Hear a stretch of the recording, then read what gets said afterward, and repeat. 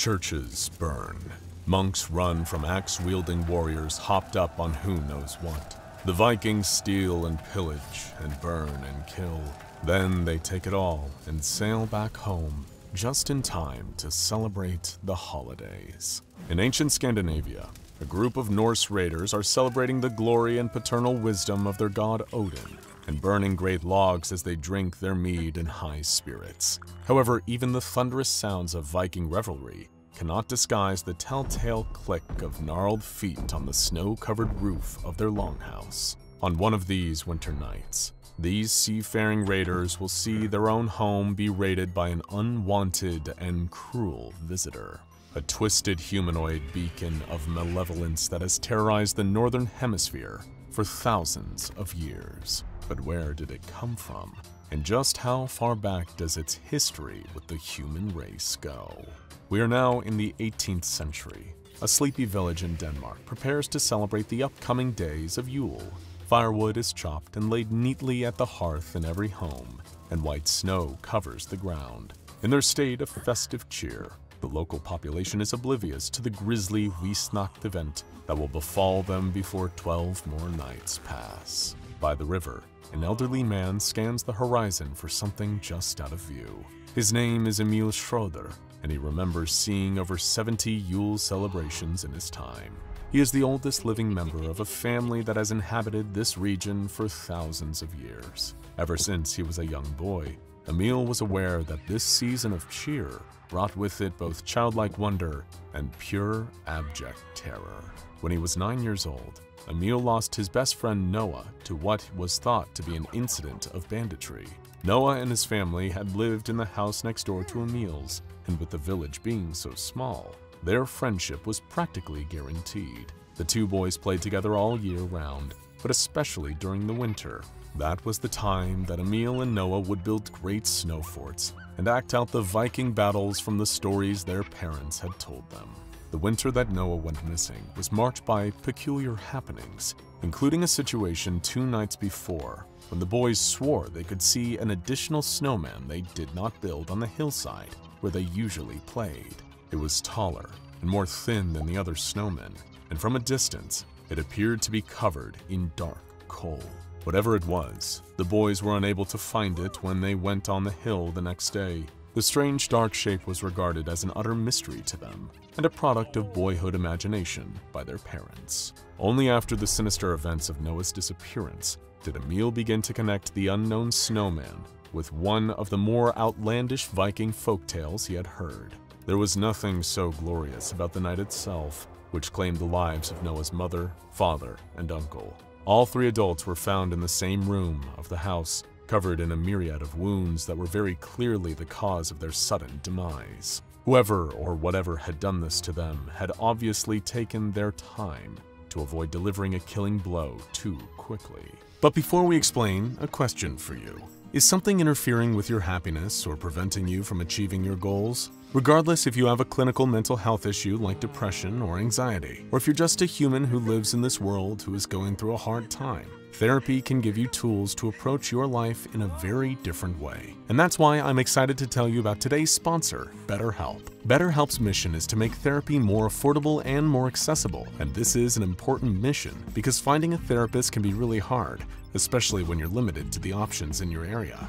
BetterHelp is a platform that makes finding a therapist easier because it's online, it's remote, and by filling out a few questions, BetterHelp can match you to a professional therapist in as little as a few days. It's easy to sign up and get matched with a therapist. There's a link in my description. It's betterhelp.com/SCP Explained. Clicking that link helps support this channel, but it also gets you 10% off your first month of BetterHelp, so you can connect with a therapist and see if it helps you. And because finding a therapist is a little like dating, if you don't really fit with that therapist, which is a common thing with therapy, you can easily switch to a new therapist at no additional cost without stressing about insurance, who's in your network, or anything like that. So if you're struggling, consider online therapy with BetterHelp. Click the link in the description or visit betterhelp.com/SCP Explained. Thank you again, BetterHelp, for supporting this channel. And now, as we were saying about Noah and his family, it was not uncommon for bandit groups in the region to initiate violence in their attempt to pilfer goods from their targets.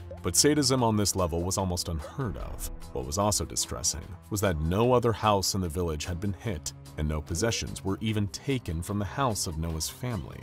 The brutality of the adults' fates would almost have felt more like a random act of nature, the attack of a wild animal, if it were not for the clear and deliberate slashes on the corpses that had come from some kind of manufactured weapon. And yet, the event was still considered to be the work of bandits. For although the livestock and family baubles were not disturbed, Noah, or what remained of him, had been taken far away from the village. There were some who thought he had been taken to be raised into banditry, or perhaps sold in some unsavory place as a child servant. Emil, his parents, and the rest of his village mourned the loss and lamented the potential fate of the child, but could find no way to seek justice against the perpetrators. But Emil never forgot how sudden and unexplained the event was, and as he went through life, there was always an additional chill that he felt when the Yuletide season rolled around. When he was 25 years old, a similar incident to the loss of his friend happened in the village. This time it was the family with 2 children, and once again the child younger than 9 had gone missing. Emil almost could not believe it. A near mirror reflection of the worst trauma of his childhood repeating in his present day.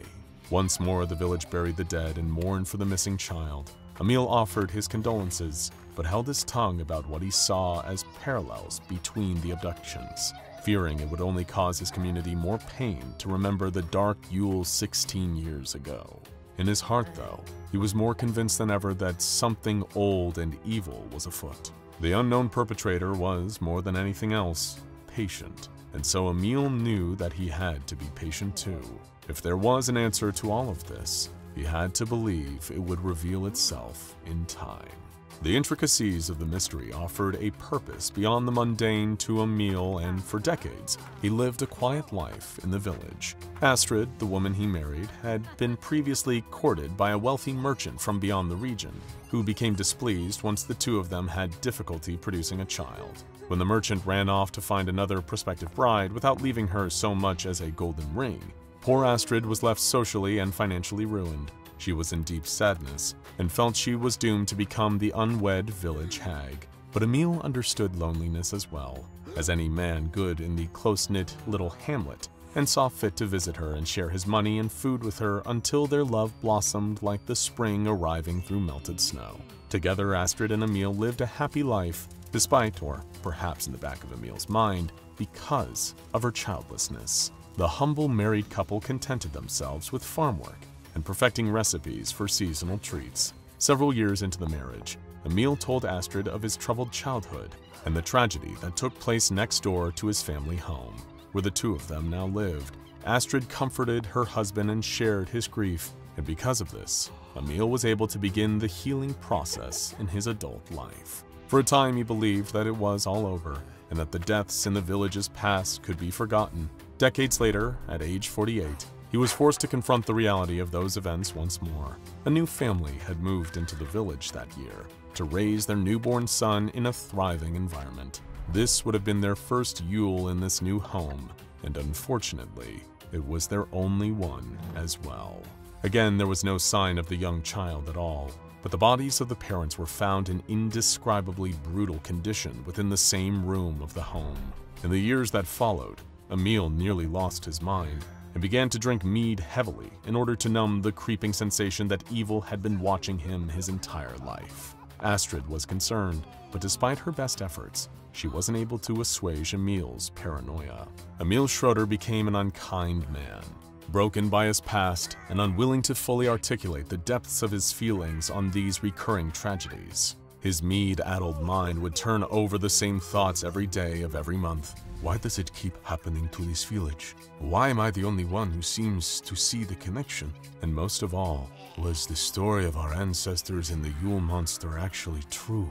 These thoughts became especially prominent every winter, and Emil became known to all as a man who would rant and rave in tales of bloody conspiracy if given a chance. There were many times where Astrid thought she would leave him, but stayed because regardless of his mead consumption and maladjusted ways, Emil was the one man she had ever been happy with. She remained his wife for another 10 years until sickness took her. Now completely alone, Emil Schroeder was practically a living ghost, haunting the home where his long-since deceased parents had raised him. Without Astrid or any relatives to help him run the farm stand, his personal funds dwindled until he could barely afford to keep bread on his own table. The man became shrewd and withdrawn, but kicked his vices to the curb in order to live on.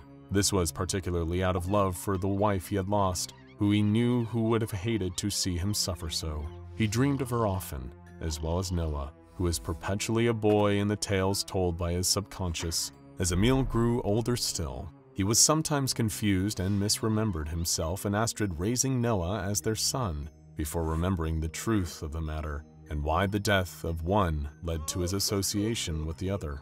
It was during the winter months when Emil Schroeder was the most active, handing out sweets to every child in the village and giving sincere but solemn warnings to their parents. He would patrol the streets like a militiaman, keeping an eye out for anything out of place like that snowman from his childhood, a memory that he kept all these years despite so much changing around him.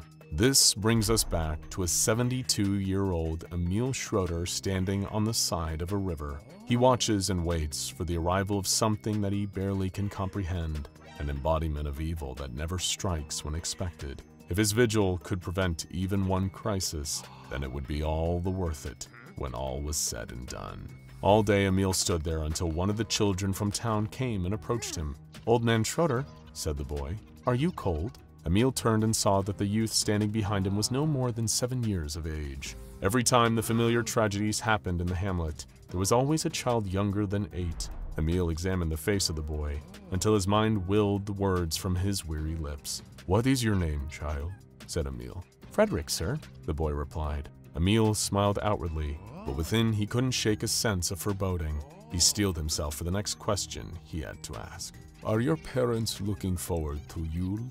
Frederick nodded and told Emil that his parents wanted this to be the best Yule ever, so they made sure to get a great Yule log and plenty of delicious cow milk to drink. "Has anything strange been happening with the preparations? Have you or your parents seen things?" Emil asked. Frederick paused, seemingly unsure how to answer. Emil quickly changed the subject. "You know, my wife and I had the perfect recipe for ginger cookies. No Yule season is complete without them. Perhaps your parents would be interested in some?" This made Friedrich very excited, and he agreed to take Emil to his house for a visit. At first, Frederick's parents were concerned about a visit from the lonely and eccentric old man Schroeder, but in the spirit of the season, they accepted his company. Emil made sure to thank them for their hospitality with gifts of ginger cookies. For the first time in several years, Emil Schroeder was not alone. Of course, this was not why he had come to visit Friedrich's family. There were strange sounds in this house, none loud or unusual enough to not be mistaken for a creaky floorboard or an animal on the roof, but they were there. Emil wondered to himself if this would be the night that he would understand what his life had been building to. He joined the family for a warm meal by the fire, and as they drank glasses of milk, Friedrich asked to hear a Yule story. With some prodding, Emil offered up a story from the distant past. It was one he had been told as a child by his own parents, the story of a monster who only came once a year. "When I tell you the tale, I want you to know that it was passed down for generations in my family, all the way back to my Viking ancestor, Viggo the Berserker." Friedrich clapped his hands and settled in to hear Emil's story, while his parents hoped the old man wouldn't tell something too frightening. With that, Emil began, weaving the image of an ancient and storied Viking longhouse. He told it just like his parents told him, describing the many great and powerful warriors that lived in that hall. Among them, of course, was a well-honed berserker by the name of Viggo. For several nights, the Vikings called out to Odin in blissful reverence. They were so merry that the signs of strange wickedness around the longhouse went beneath their notice. The wind howled, the roof creaked, and the snow was rift with bizarre animalistic footsteps. And yet the Vikings partied on in complete ignorance, until the 12th night of Yule came, and there was a fearsome knock at the door. Now this banging came as quite a surprise to Vikings, as all the people in the area had come to celebrate Yule in the longhouse, from the men and women to the youngest children. Who could it be if everyone was already inside? Especially as the weather was cold and damp, and the ground was covered in several feet of snow. Yet the knocking had come, and it persisted. None but Viggo were so bold as to answer the door, as he had the wild strength of the berserker in his heart. As he undid the latch, he called out into the blizzard and said, "Who is so very late to join our merriment? We must offer you a glass of mead." He pulled open the wooden door, and through the crack, he saw a face. It was unlike any man he had ever seen before. At first, he thought he was looking upon a frozen corpse, bruised and eaten away by frostbite. But then, the gnarled thing spoke. "Ah, the merriment has just begun, for I have arrived." In an instant, the torches inside the longhouse were blown out with a howling gust of wind. The door was forced open and the creature entered. It was wire-thin but vigorous in movement, as a stag with the strength of a bear. With a small blade in hand, it descended upon the Vikings, slashing this way and that. The warriors grabbed their spears and axes and tried to fell the creature, but its hide turned away their iron like it was made out of the very cliffs of the sea. It played with the Vikings and made sport of snuffing out each of their lives. As the battle turned against them, they realized that there was no escape, nowhere to go but the cold, raging storm that claimed them as much as the creature. Vigo, too, was struck down like everyone else, but his berserker trance kept him clinging to this world long enough to see the strange thing take a young boy, the only survivor, and stuff him inside of a sack of cloth. "What are you?" Vigo called out, unsure if he was in this world or the next. The creature smiled and replied, "As long as there are holy days for thee, I too shall be." Then the fell thing departed. In the morning, Vigo found himself still alive but forever shaken. Emil bookended the telling by saying that Vigo lived to marry and thus continue his line down to Emil himself, or so the story goes. By this point, Friedrich and his parents were equally unnerved, but Emil simply smiled and made an offer he was waiting to make for the whole evening. "I think I will return your hospitality now. How about tomorrow night? You all stay at my family home, and we will tell a happier story." As Emil said this, his eyes were fixated on the window. Out there in the dark was a shape not unlike a snowman, a shape that had chosen its next target, but perhaps would need to reconsider for the first time in almost 100 years. Merry Yule, you old devil. It's the holiday season. Outside it's cold and there's snow blanketing the ground, but inside you're warm and gathered around the light of a roaring fireplace and a glowing Christmas tree. This is what Christmas is all about: warmth, joy, and togetherness. But just because you're comfortable doesn't mean you're safe. You were so busy opening presents and stuffing yourself at dinner that you didn't notice the face pressed up against the window. That long, gaunt face with the staring eyes, the wide mouth full of yellow teeth, and the scraggly white beard. You don't know it yet, but within a few days, you'll be dead. You might be able to avert this horrible fate if you knew what exactly you were dealing with. SCP-4666, also known as the Yule Man, a Keter-class Christmas monster so violent, sadistic, and terrifying, he makes Krampus look like Jolly Saint Nick. And this year, just like every other, he's planning on being very, very naughty. The SCP Foundation began cataloging the Yule Man in 1974 after a string of violent and eerily similar home invasions during the holiday season. But they have reason to believe that this entity has been around for a whole lot longer. Over 2,000 years, in fact. Stories that describe what look to be Yule Man massacres date back as far as the 1st century BC in Scandinavia, and there have been reports of similar clusters of events happening around the same time every year since. This monster is prolific, and may have one of the highest body counts of any creature under observation by the Foundation. The Yule Man's trail of destruction became clearer in the 18th century, as accounts of the carnage it leaves became more detailed. Later still, authorities even managed to find physical evidence like the Yule Man's fingerprints, which are similar to human fingerprints but display a distinct double whorl pattern not seen in human fingerprints. Much about the anomalous nature of the Yule Man is still unknown though, and the Foundation has yet to discover an effective way to contain it. Their only hope is intercepting it before it can get its long, gnarled fingers on its intended prey. Maybe you're feeling worried. or that you're being watched, you have good reason to be afraid. Because during his yearly active period, the 12 days between December 21st and January 2nd, he's always searching for prey. Nowhere is safe, because while it was initially believed that he only appeared to those who live north of 40 degrees latitude, it's now believed that much like Santa Claus, the Yule Man operates worldwide. Anyone could be in his sights right now, blissfully unaware of the nightmare coming down the tracks towards them. Thankfully, the SCP Foundation, through analysis of these attacks, which are known as Weihnacht events, they've been able to find certain patterns. But first, what does the creature known as the Yule Man even look like? Much like SCP-096, the Yule Man is a long and lanky humanoid, standing about 2 meters tall, who resembles an emaciated human of European descent, and never wears any clothes or other coverings despite the frigid temperatures he operates in. You might be sad if you're spending Christmas alone, but it at least guarantees you safety from the Yule Man, as he only appears at the homes of families with a child under the age of 8 present. He also seems to favor isolated and rural locations, and Weihnacht events only occur when there's a healthy covering of snow on the ground during the event, hence the name, which means White Night in English. It's also vital that you recognize the 3 distinct stages of a Weihnacht event too, or you won't be seeing much of the new year. The first stage occurs during the space of a week. Children in the home might start to seem worried or afraid. They might tell you that they see something strange in the distance. The figure of a man they don't recognize, standing just far enough away that you can't fully make him out, except that he's really tall.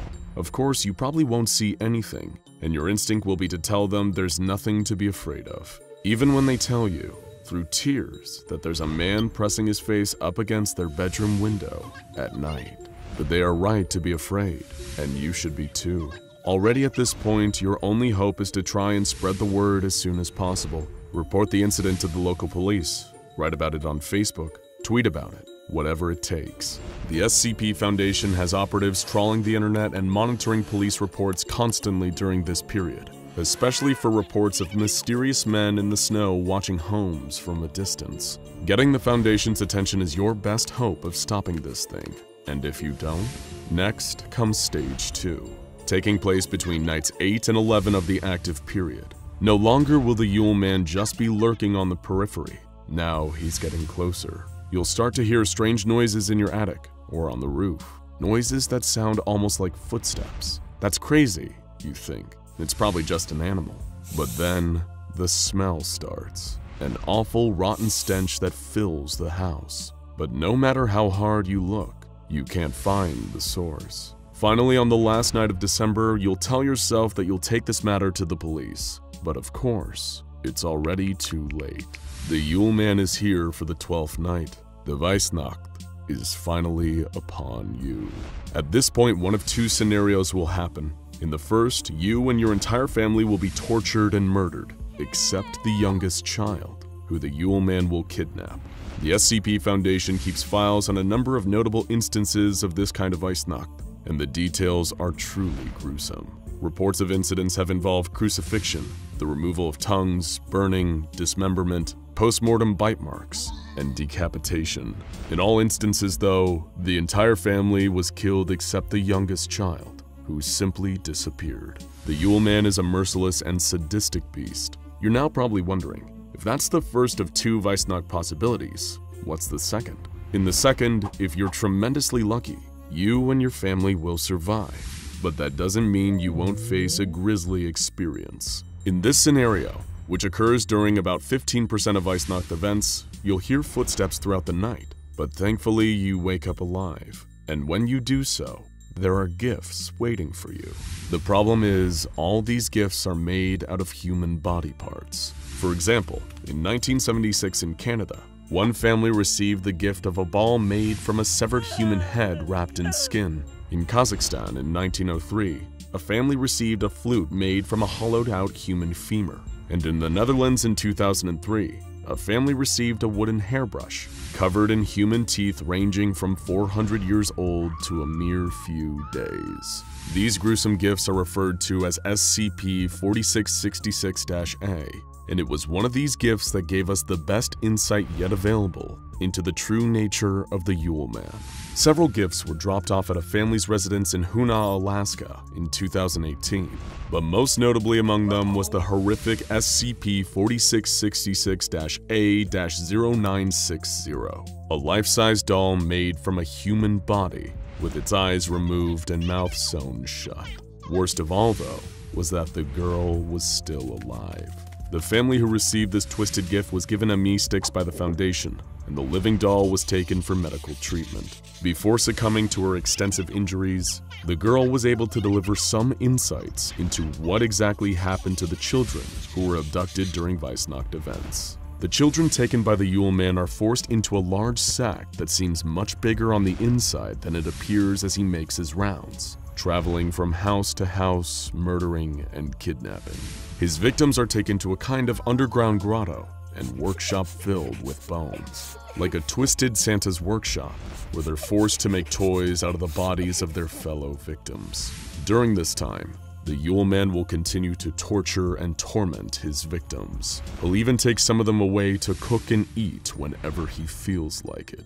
When asked how she was turned into this human doll, the girl told Foundation personnel that her fellow victims were forced to turn her into this by the Yule Man when she became too weak to continue making toys herself. Her chilling last words were, "When you can't make the toys, you become the toys." So if strange things happen to you and your family between the 21st of December and the 1st of January, don't ignore it. After all, you never know who's watching. But if it is the Yule Man's grinning face pressed up against your window, it may already be too late. Happy holidays.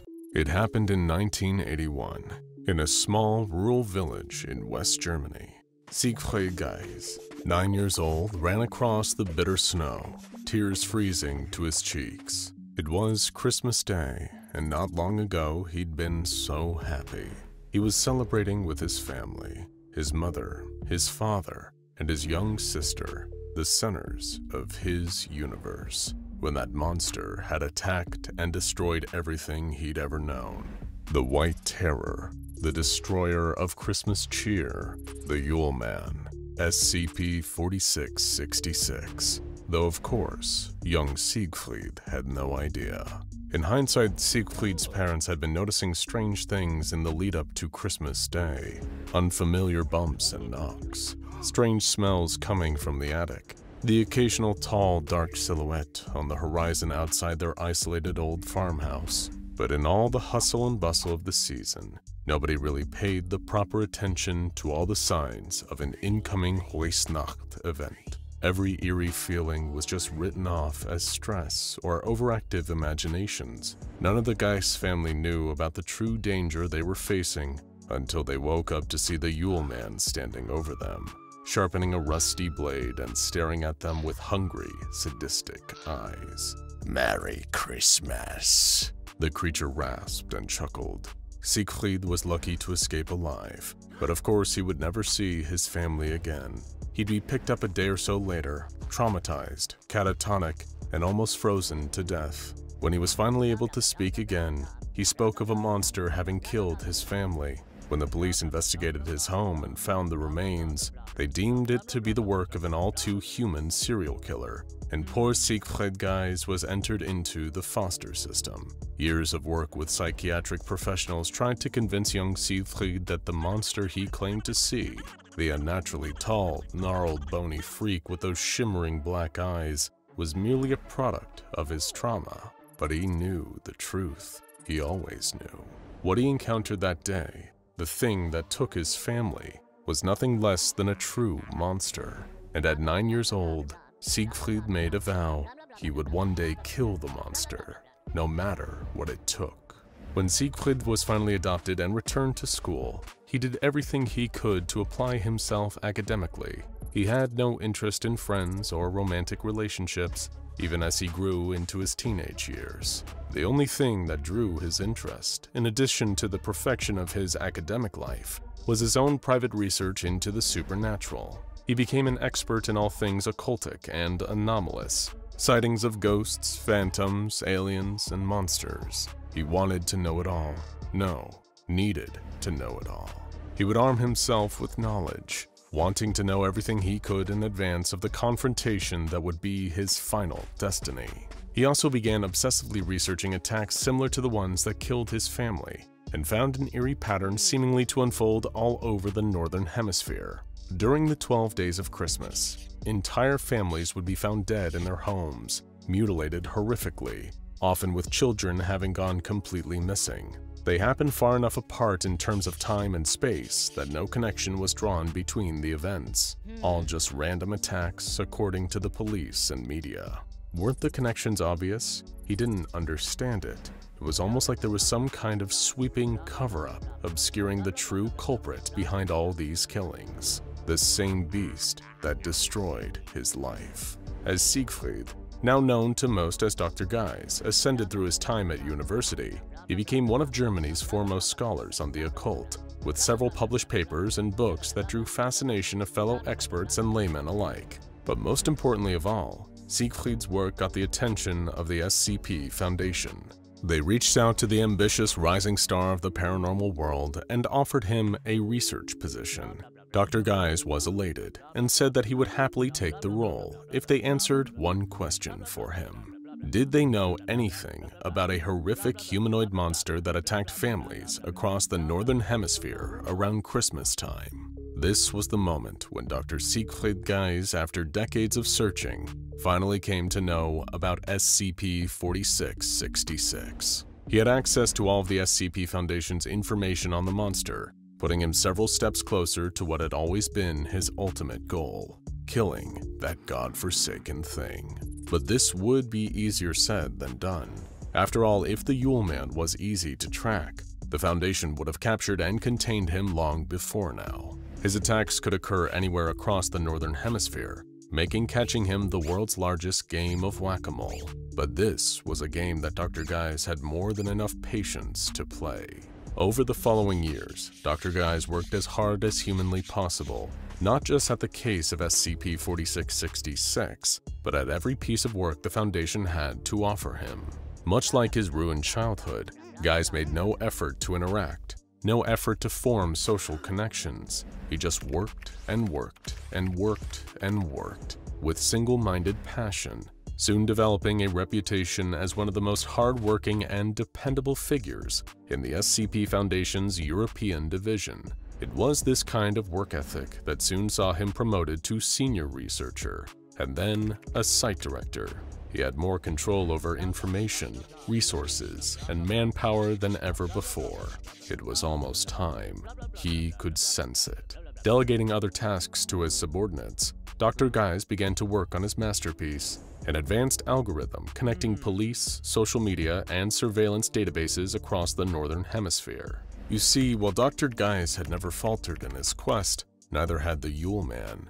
Every year, more families disappeared or were horrifically murdered, and every death weighed on Geis. He saw them as a personal failing of his inability to fulfill his destiny. But the Yule Man was a creature of habit, and it would be that very adherence to habit that Geis used to destroy it. Using the algorithm he created, they would perfectly track and triangulate the home most likely to be the subject of a dreaded Rhysnacht event, with greater accuracy and precision than ever before. The year was 2022.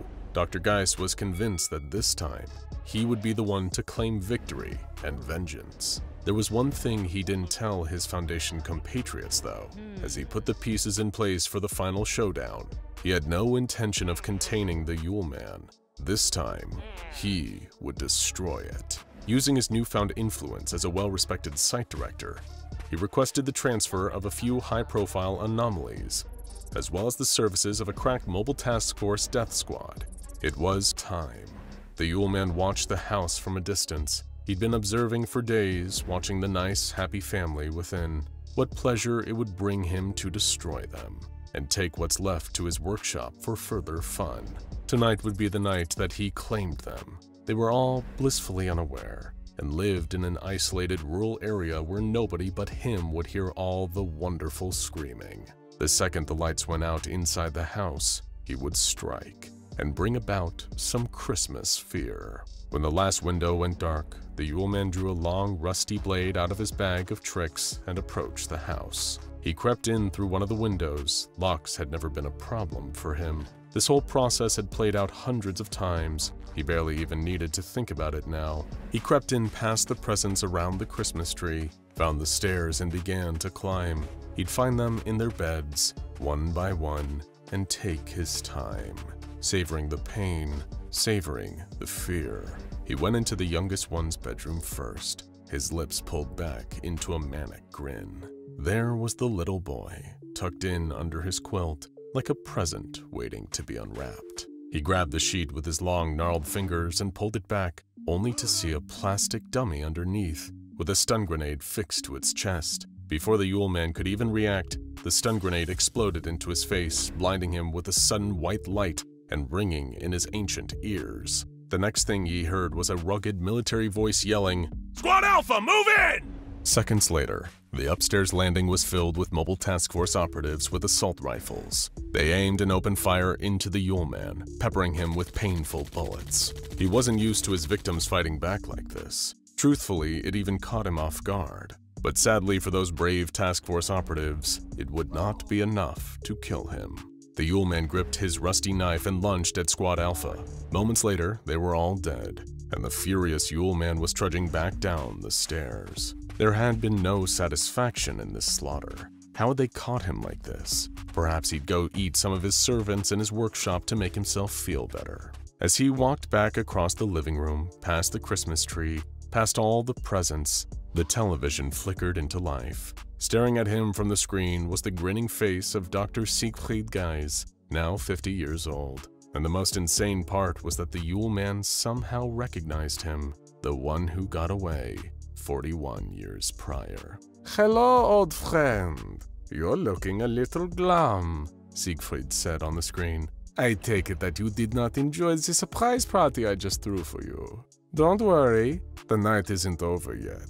After all, you haven't even opened your presents." With that, the presents under the tree, which were actually packed with C4 plastic explosives, detonated, leveling the entire house with the Yule Man still inside. The explosion could be heard for miles as a great pillar of smoke rose up into the air. Several hundred meters away, Dr. Siegfried Geis waited and watched, flanked by Foundation agents and more mobile task force soldiers, taking in the majesty of the explosion. Dr. Geis remained steely-eyed and watched the blaze. Somehow he knew that even that would not be enough to end the monster permanently. He nodded to the lieutenant he'd brought with him. "Squad out! Squad Bravo! Time to engage!" The man barked in response. The remaining agents and MTF operatives, armed with assault rifles and submachine guns, descended on the burning wreckage of the house. Moments later, a tall, dark figure, the Yule Man, injured but alive, crawled out of the blaze. Immediately, the team opened fire, giving the monster everything they had. But once again, everything was not enough. The creature pulled out two long, rusty knives and leaped into the fray, making short work of the Foundation brass. Soon enough, it stood alone on blood-stained snow, until it caught another bullet in the head. Dr. Siegfried Geis was standing there, the last one alive to face the Yule Man, leveling a revolver. The Yule Man scowled. Geis held his steely gaze. "We meet again, at long last," Siegfried said. "You killed my family. You've killed so many others. Tonight, it is your turn, Yule Man. This is your Wisnacht." Geis opened fire as the Yule Man charged towards him, taking each shot in stride. Even as the Yule Man closed the distance, Geis didn't flinch. His resolve was steely. It made the Yule Man feel confused and furious that he didn't detect an ounce of fear in this man. Even when he drove a knife into the site director's stomach, Siegfried dropped to his knees and collapsed as the Yule Man ripped the knife back out. His gun clattered to the ground. It had been a mortal blow, and still, he seemed unfazed. "Why aren't you afraid?" the Yule Man growled. Siegfried spat blood and said, "You took my family 41 years ago. Everything since then has just been killing time until I got to see them again.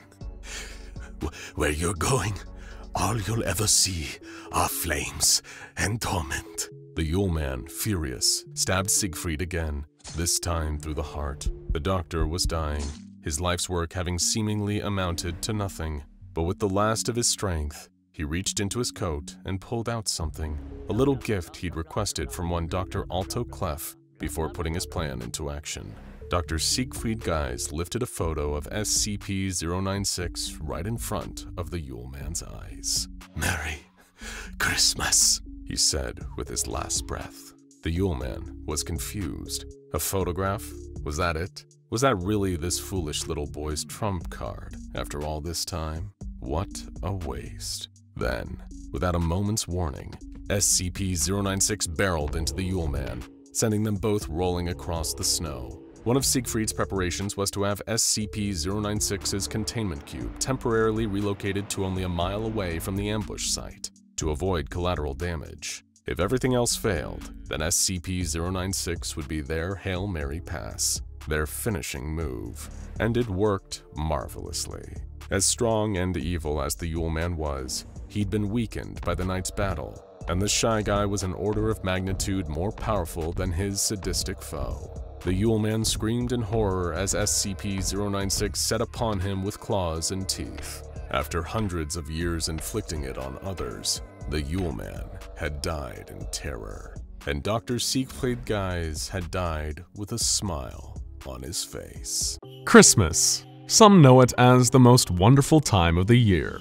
A time for snow, hot chocolate, family, and a sense of magic in the air. Others know it as a time of stress, last-minute shopping, canceled flights, and relatives you'd rather not be stuck in a room with. No matter how you feel about Christmas, there's one thing we can all agree on. It only comes once a year, right? Well, that might be true in most of the world, but the SCP Foundation came across one particular little town where the Christmas party never stops, for better or for much, much worse. SCP-784 is a neighborhood in a small Texas town, made up of 24 houses and 2 apartment buildings. Every last one of them is decorated top to bottom in bright, twinkling Christmas lights. No matter how hot it is outside, and Texas summers can be brutal, the ground is always blanketed with at least 12 centimeters of snow. Curiously, there is never any visible snowfall happening in the neighborhood that would explain this. The snow is just always there.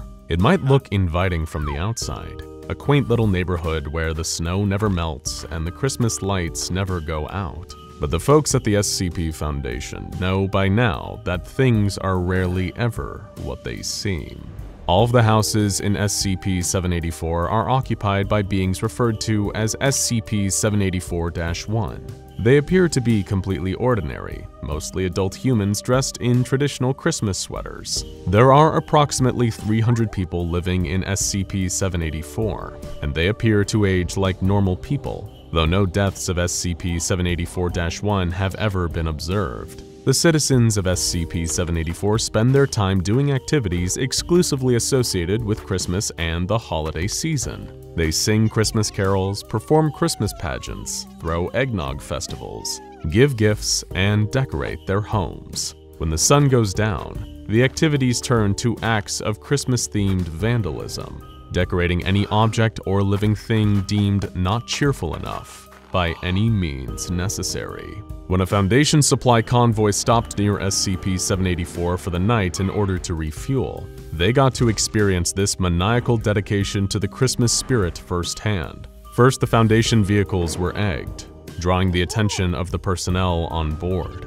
As the Foundation operatives chased off the egg-based assailants, they left several vehicles unattended. When they returned, they found their vehicles and equipment changed into something a bit more festive. First, they noticed that a Humvee had been converted into a sleigh. Then, upon checking the inventory of a weapons shipment on board, they realized the fragmentation grenades had been replaced with glass Christmas ornaments, and antlers had been welded onto the 156 safety helmets in their possession. Unsettled by these changes and the speed at which the seemingly human instances of SCP-784-1 had been able to make them, the personnel attempted to drive away. When they started their engines, they were shocked at a loud sputtering sound and bursts of nutmeg-scented smoke. While they were gone, their fuel tanks had been filled with eggnog.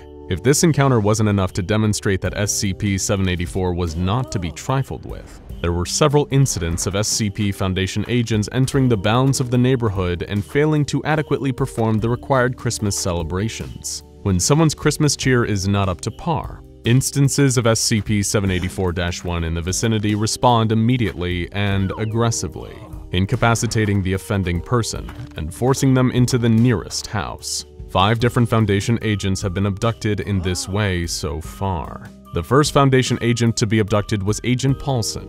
While patrolling through SCP-784 dressed in a Rudolph the Red-Nosed Reindeer sweater and a Santa hat, Agent Paulson made the grave mistake of wishing a passing person happy holidays. In the blink of an eye, the mood around her darkened. 8 stone-faced people with their holly jolly attire surrounded Agent Paulson. She attempted to draw her weapon to defend herself, but simply was not fast enough. Thrashing and screaming for help, Agent Paulson was dragged into a nearby home, kicking over an inflatable snowman on the way in. Next, Agent Matthews was on night patrol when a bout of spontaneous caroling broke out. He joined in singing Silent Night in an attempt to blend in with the instances of SCP-784-1. Unfortunately, he misremembered the lyrics to the song and began singing the 3rd verse, while everyone else was on the 2nd. While still singing, the citizens overwhelmed Agent Matthews and tied him up with a string of decorative red and green lights. Agent Sanderson, who was supervising the patrol, attempted to intervene and free Matthews, which attracted the attention of more instances of SCP-784-1. Both agents were overwhelmed by the crowd, restrained, and pulled into a home for what can only be described as Christmas Carol reprogramming. Observers heard the sound of Christmas carols being sung inside for several days after. While on his patrol, Agent Anderson tripped and stubbed his toe hard against a Santa Claus-themed lawn gnome. Overwhelmed by pain and irritation, Anderson swore loudly and violently for a duration of 14 seconds. At the sound of his salty language, 3 instances of SCP-784-1 sprang into action and grabbed Anderson before he could react. 2 held his body in place, restraining his arms and forcing him to his knees. The 3rd held his head still, tilting it back and forcing his mouth open. A 4th instance emerged from a house carrying a quart of eggnog. As Anderson struggled to no avail, the eggnog was poured into his mouth until the quart was empty, and he collapsed limply on the ground. Once he was rendered unconscious, the instances of SCP-784-1 dragged him inside. Finally, Agent Davids was observing the neighborhood when he was offered a present by one of the few children in the town, a young girl wearing a sparkly green and red sweater and a headband decorated with reindeer antlers. Davids accepted the gift with a forced smile and thanked the little girl, but apparently did not respond with enough enthusiasm.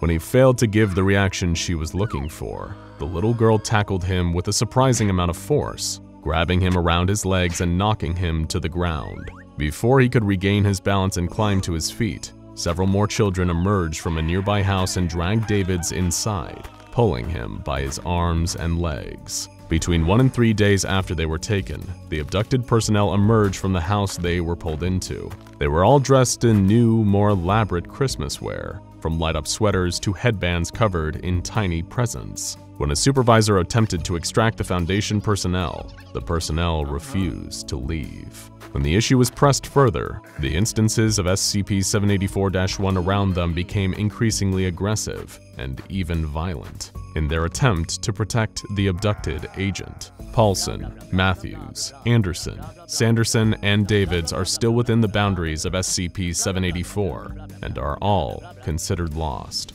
The official story is that they died in the line of duty in order to protect their families from the truth. SCP-784-1's fixation on Christmas spirit doesn't only extend to humans and inanimate objects. Any living being within the walls of SCP-784 that doesn't look festive enough is subject to a swarm of citizens decorating it, and that includes animals. During several patrols, Foundation personnel have observed 15 stray cats given red collars with a small bell, 7 stray dogs adorned with reindeer antlers, rabbits and raccoons with Santa hats forced onto their heads, and even deer dressed up to resemble the iconic Rudolph. Out of an abundance of caution and in an attempt to prevent any future abductions, There have been extreme limits placed on the number of staff allowed to patrol inside of SCP-784. The Foundation currently only sends in agents under special circumstances, most notably for a regular occurrence known as a Noel event. About once a month, instances of SCP-784-1 will attempt to exit the boundaries of SCP-784 and enter a nearby neighborhood in the suburban community that surrounds 784. Each member of the community carries a 15-meter-long string of Christmas lights, and they wander in a group until they have found an undecorated house. They will begin to promptly decorate this house, winding the Christmas lights around it until it looks identical to the rest of the houses in SCP-784. It is unclear what happens to the residents of the chosen house, but it is likely that they are converted into SCP-784-1, much like the abducted Foundation agents. Naturally, the Foundation has a vested interest in preventing SCP-784 from expanding and is dedicated to tracking and preventing these Noel events. Noel events do not happen on an exact schedule, but the Foundation has become aware of certain warning signs that one may be coming. Prior to a Noel event, SCP-784-1 becomes more actively festive during the day, notably increasing their singing, decorating, and eggnog consumption. When these signs have been noted, a select team of personnel is ordered to execute Procedure 784-C, a preventative measure employed to stop the Noel event from occurring. When Procedure 784-C has been ordered to commence, Foundation personnel dress up in Santa outfits and position themselves by the exit points of SCP-784. They sing the classic carol, Good King Wenceslas, and pass out non-alcoholic eggnog to the other personnel stationed with them. Naturally, this draws the attention of SCP-784-1, unable to resist the allure of holiday cheer and goodwill towards men. Once they have arrived, the personnel distribute a secondary batch of eggnog to SCP-784-1, this one mixed with a mild sedative. After the drugged eggnog has been passed out, the Foundation personnel are to sing carols with the citizens of SCP-784 as the sedative takes effect. As instances of SCP-784-1 begin to pass out, their neighbors will silently carry them into their designated homes on their own until all of them have fallen asleep. If Procedure 784-C happens to fail for any reason, the Foundation personnel are instructed to release a sleeping gas into the town and restrain the citizens until they have been rendered unconscious. Then they are all to be placed in their homes by personnel. If the members of any nearby communities express concern, a standard cover story of a neighborhood football watch party gone a little too far, aka drunken football, is released to the public. In order to prevent civilians from accidentally happening upon SCP-784, the neighborhood has been disguised as an ordinary gated community. It is surrounded by a 3.5 meter high, 0.8 meter thick concrete wall, topped with an electrified steel cable. The Foundation is not allowed to prevent non-Foundation personnel from entering, in order to mitigate the risk of a violent reaction from SCP-784-1. However, when an individual not related to the Foundation is spotted leaving the neighborhood, they are to be swiftly detained, interrogated, and given an amnestic. No Foundation personnel are permitted to enter the neighborhood unless they are dressed in Christmas attire. These personnel must also be armed with a knowledge of all basic Christmas carols.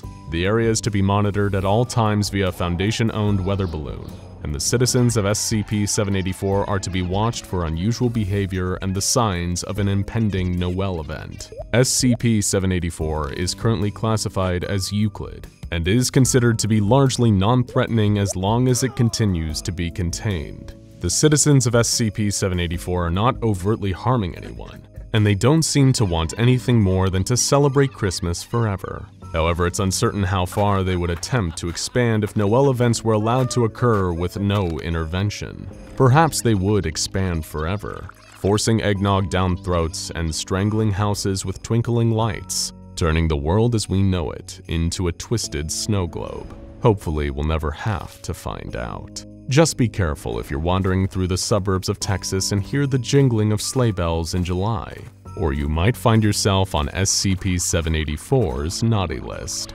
Ho ho ho! Merry Christmas, Happy Holidays, and Freaky Festivus to you all from your good friends at SCP Explained.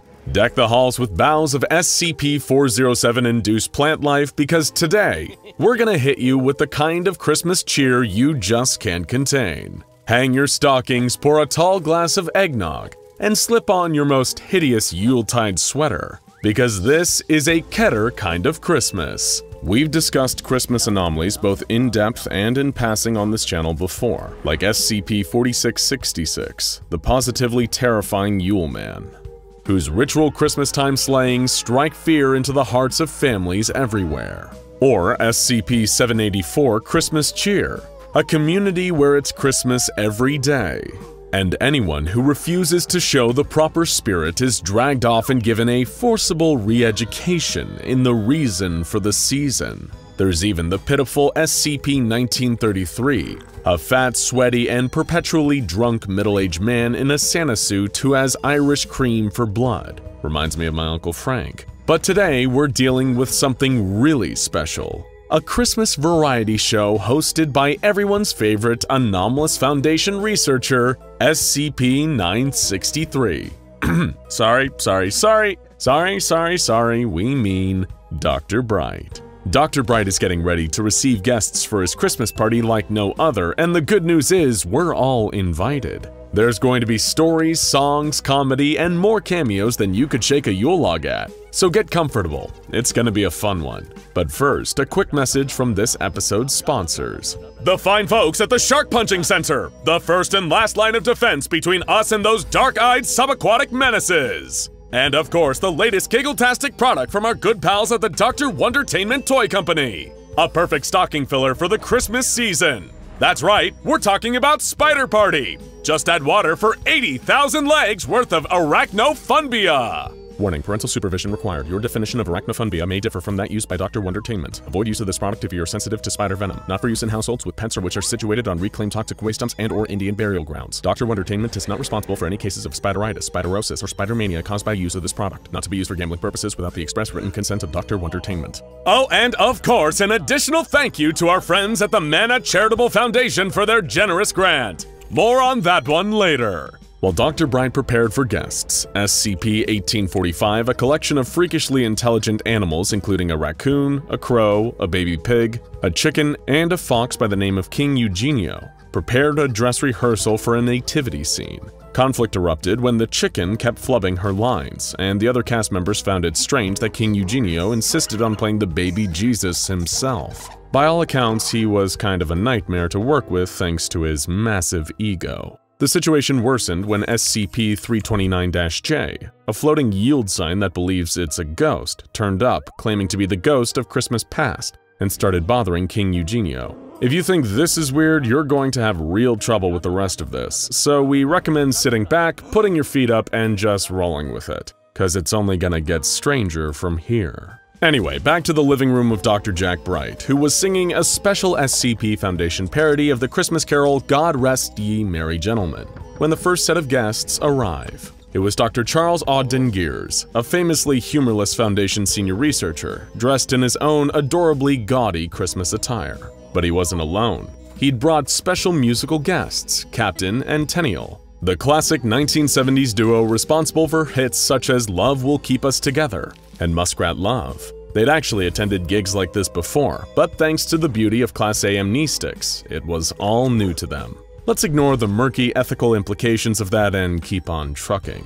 Next, this Christmas extravaganza careened into another anomalous skit, this one featuring SCP-1192, a little boy named Timmy who was somehow transformed into a bird, and Count Rockula, a badass heavy metal aficionado summoned by SCP-1987-J's anomalously sick chord progression.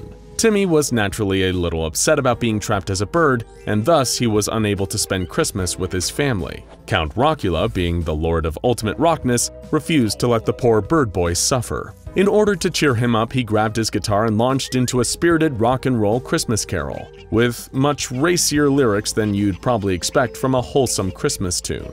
The Count was left feeling a little nervous afterwards when Timmy started asking him what a camel toe was. The sooner we get away from this little disaster of a segment, the better. Back to Dr. Bright's living room once more. The good anomalous doctor had just finished telling a hilarious anecdote to Dr. Gears and 1970s music powerhouse Captain Intennial, when Dr. Gears took the opportunity to break some bad news. A certain very rowdy former party guest had found out about this year's meetup, and he would likely be joining any minute now, much to Bright's dismay.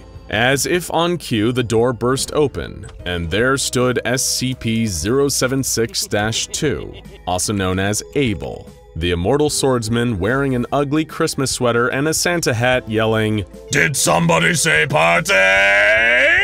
Dr. Bright was mortified. At last year's party, Abel had gotten tanked on hard eggnog and embarrassed them all in front of country music legend Willie Nelson with his antics. Specifically, he'd stolen a local sleigh and used it to run over Bright's grandmother. Hilarious. However, Abel insisted that this time around he'd be well behaved. Only time would tell if that prediction held any water. He began to sing a personalized parody of Away in a Manger in a grating falsetto voice as an act of penance. Let's get away from those goofballs again and hop over to another ace comedic duo, Lord Blackwood and Wellington G. Wonderhorse. Blackwood, also known as SCP-1867, is a telepathic sea slug who believes he was once a gallivanting British noble and explorer. And Wellington, also known as SCP-1156, is a talking horse with a thick Cockney accent and a dapper woolen scarf and top hat. This pair of talking creatures wish the audience a very Merry Christmas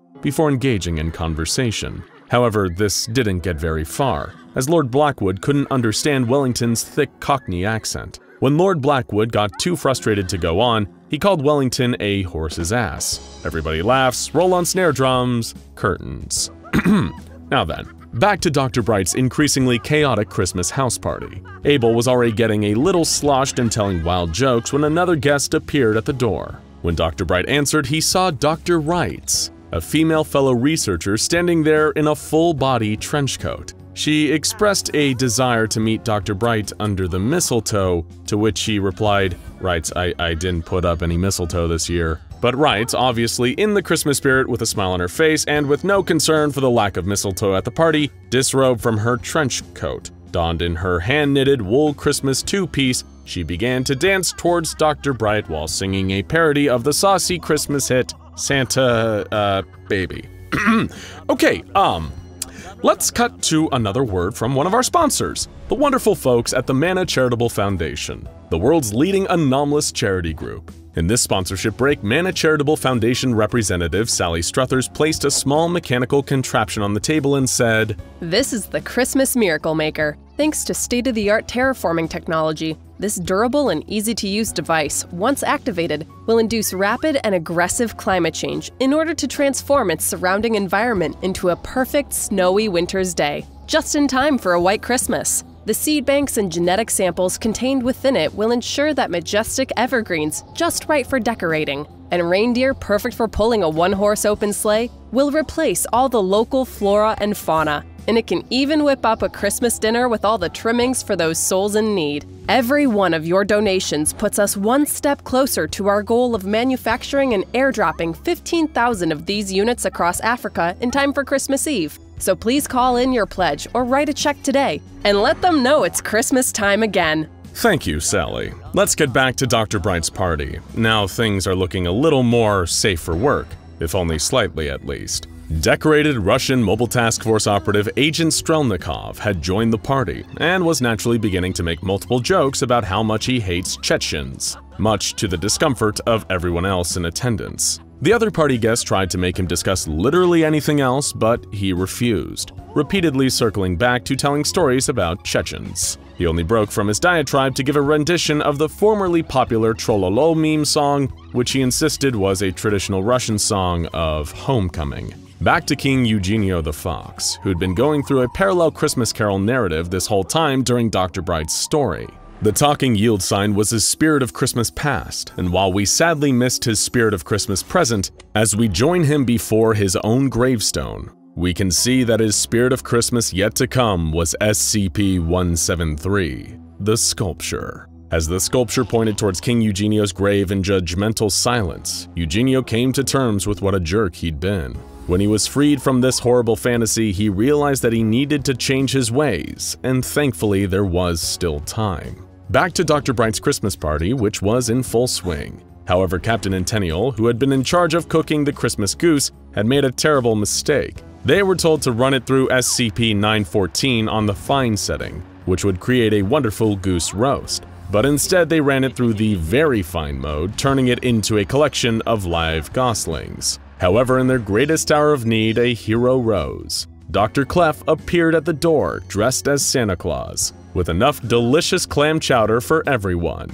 And as the party guests enjoyed their chowder, even more guests arrived. King Eugenio, Wellington, SCP-173, Lord Blackwood, the ghostly Yield Sign, Count Rockula, Timmy the Bird, and even Sally Struthers, while the rest of the anomalous animals formed a perfect nativity scene. While Count Rockula performed a rock and roll rendition of Come All Ye Faithful, Dr. Bright was content that everyone here had learned the true meaning of Christmas after all. Even King Eugenio had learned a lot about being more kind and compassionate to his fellow beasts. With the help of Lord Blackwood, he obtained SCP-662, the butler's handbell, and used it to summon Mr. Deeds along with a delicious fully cooked Christmas goose with all the trimmings. While Dr. Wrights flirted with Abel and the other party guests prepared to enjoy their chowder and goose, Dr. Bright wished everyone a happy Christmas, with Timmy adding, "And 343 bless us, everyone."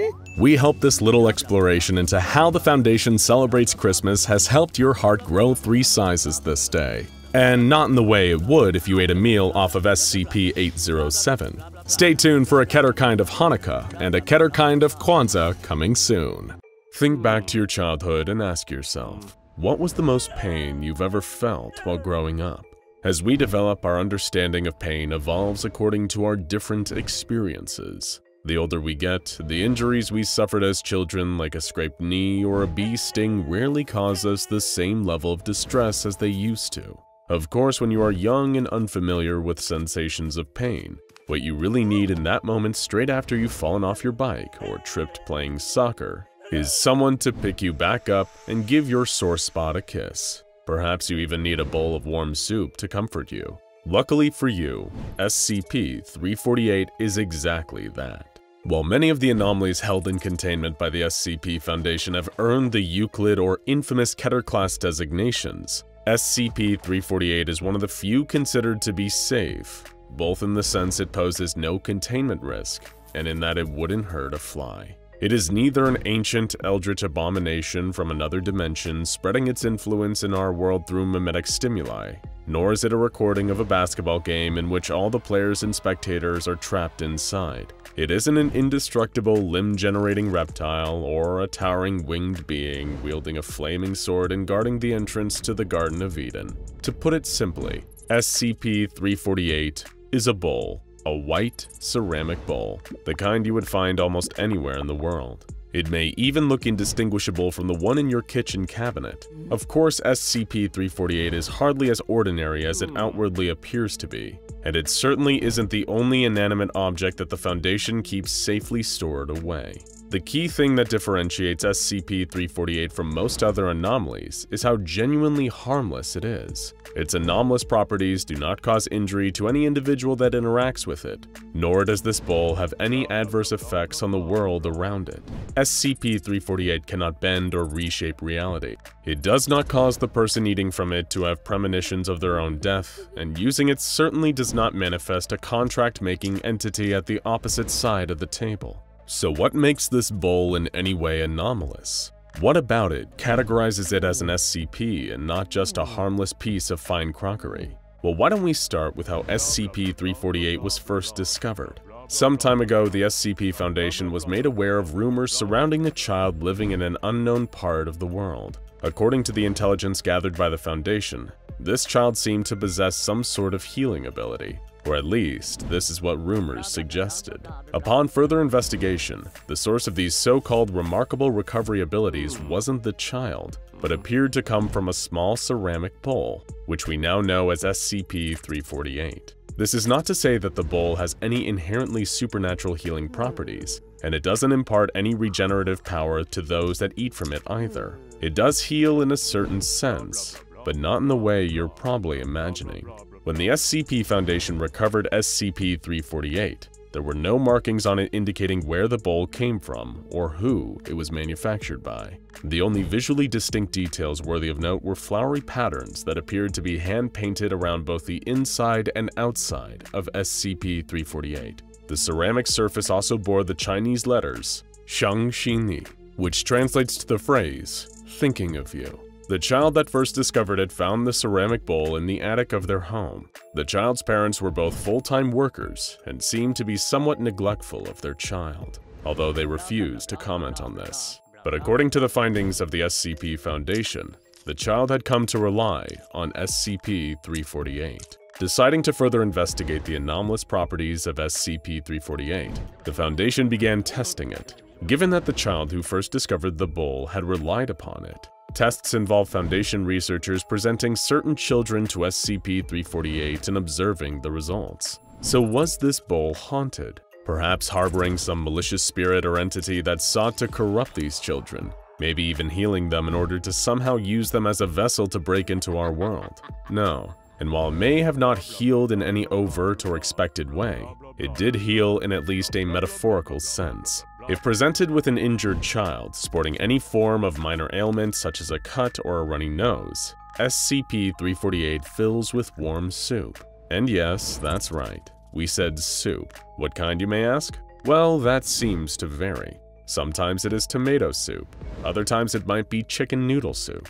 While the ingredients used in the soups are often different, there are notable consistencies to how SCP-348 heals. If anyone between the ages of 4 years old and 18 years old sits down in front of the blue flowered bowl, then SCP-348 will fill with soup. Numerous young test subjects brought in by the Foundation to eat from this particular bowl of soup have reported that they enjoyed their meal, usually finishing the entire bowl when permitted to by research staff. Many of the injured children that were tested have stated that the soup they eat from SCP-348 reminds them of their parents' cooking. These children have expressed contentment and feelings of comfort after acquiring their various cuts and bruises. Some even claim that even though they were in a room all alone, they didn't feel lonely when they were eating the soup. And all the anomalous properties don't end after a child finishes the soup. Usually, although not always, the bowl will leave the child a message, often some brief words of reassurance or comfort. These messages materialize on the inside rim of the bowl and seem to be specifically tailored to the subject that has just eaten. The words will not only be written in the child's first language, but are often linked to the child's home life or relationship with their parents. Messages that appear on SCP-348 usually fade over time, normally disappearing after a few hours or when the bowl refills with more soup.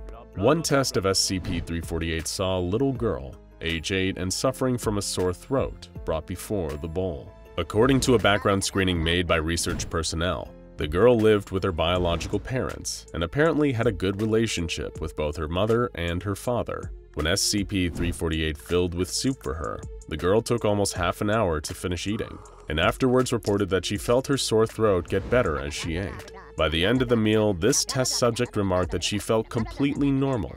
In this instance, no message appeared within the bowl. Another child was brought in to continue the testing of SCP-348, this time a boy of 10. Unlike the previous test, this boy was not on good terms with his parents and often argued with them. At the time of testing, the boy had sustained several minor bruises, the result of a small accident that occurred while the boy had been out riding his bike. Much like the little girl, this subject ate the soup that SCP-348 presented him with. This time though, the bowl offered a message to the boy. The lettering found on the ceramic surface of SCP-348 simply read, "Don't forget to brush." Messages also appeared when an 11-year-old boy with a slight cold ate soup from the bowl. This child had been adopted by a foster family, and after eating from SCP-348, he saw the message, "I'm glad you're happy," appear. Another young test subject, a boy age 6, had a similar experience. In this instance, the child had several scrapes and scratches from playing with his friends. His parents had divorced, and he was living with his mother at the time of testing. This time, SCP-348's message to this boy read, "I'm sorry, son." A 7-year-old girl suffering from a cough was brought in before SCP-348. She had lost her father to a traffic accident sometime before testing commenced, and received the message, "I love you," after finishing her soup. Further testing conducted by the Foundation revealed that anyone over the age of 18 years who attempted to eat soup from SCP-348 experienced things slightly differently. Unlike the children, older subjects mostly displayed a disinterest in finishing their meal. A common complaint among those over 18 was that the soup was missing something. However, in a few isolated cases, testing SCP-348 on older candidates still revealed messages, although the words seemed to be faded, not the clear hand-painted blue that appeared when the children had finished their soup. One woman aged 30 who was suffering from a headache sat down in front of SCP-348. Much like it had done before, the bowl filled with soup and the woman ate. As with some of the younger subjects, a key aspect of this woman's background seemed to be what triggered the message to appear. Specifically, she admitted to being on bad terms with her mother and father. The woman explained that she had opted to live on her own, isolating herself from her family. In fact, she even described having rejected an offer her father made to her many years earlier, refusing some career training that he was willing to give in order to help her secure a job. When she finished the soup, one word appeared in the bowl: "Why?" Another woman, who was 40 years old, was also brought in for the SCP-348 testing. Much like the previous subject, she had moved away from home and became estranged from her parents over the years. But unlike the previous test, this woman had taken it upon herself to not only send money to her parents, but also arrange senior care for both as well. Prior to testing, her father had died peacefully of natural causes after spending his last days in the care that this woman had paid for. As the woman ate the soup from the bowl, she remarked about its apparently bitter taste, but also described her meal as fulfilling. After she had finished, the words "thank you" appeared within SCP-348. One other adult subject that produced a noticeable result from SCP-348 was a 40-year-old male. The results of this test appeared to be the most distinctly different from any previous adult or child. By now, researchers working for the SCP Foundation had determined that familial history seemed to play an important role in the outcome of any interaction with SCP-348, and this individual was certainly different to most. The man in question had murdered his father roughly a year before the testing took place. He began the test with SCP-348 while afflicted with aches in his back.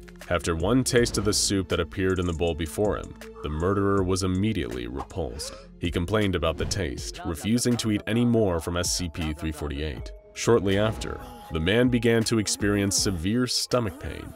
The potentially poisonous soup was disposed of, but SCP-348 immediately filled with salt water, which took 3 hours to disappear from the bowl. Despite conducting numerous tests with subjects of all ages and ailments, the SCP Foundation researchers have so far been unable to determine the origins of the messages that sometimes appear in SCP-348. Some have theorized, because of the family histories of some children and adults tested, that the words somehow come from the father of whoever eats the soup, since even when a subject's father is alive or present in their life, the message seems to convey feelings that their father has or would have. Other researchers claim that this is just the purpose of SCP-348, to provide comfort to small children dealing with pain, both inside and out. After all, isn't providing comfort what a good bowl of soup, anomalous or not, is best at? The tiny carnivorous snowmen are relentless, sharp fangs dripping with blood as they crawl en masse towards the mobile task force, opening fire on them with their assault rifles. Who would have guessed that a mere hour or two earlier, a young boy was joyfully playing around in the snow here? How had things gone from frosty to freaky so fast? Let's rewind the clock. There was a chill in the air, that lingering, biting cold that would gnaw at your exposed skin if you dared to step outside in anything less than a thick, warm coat for protection.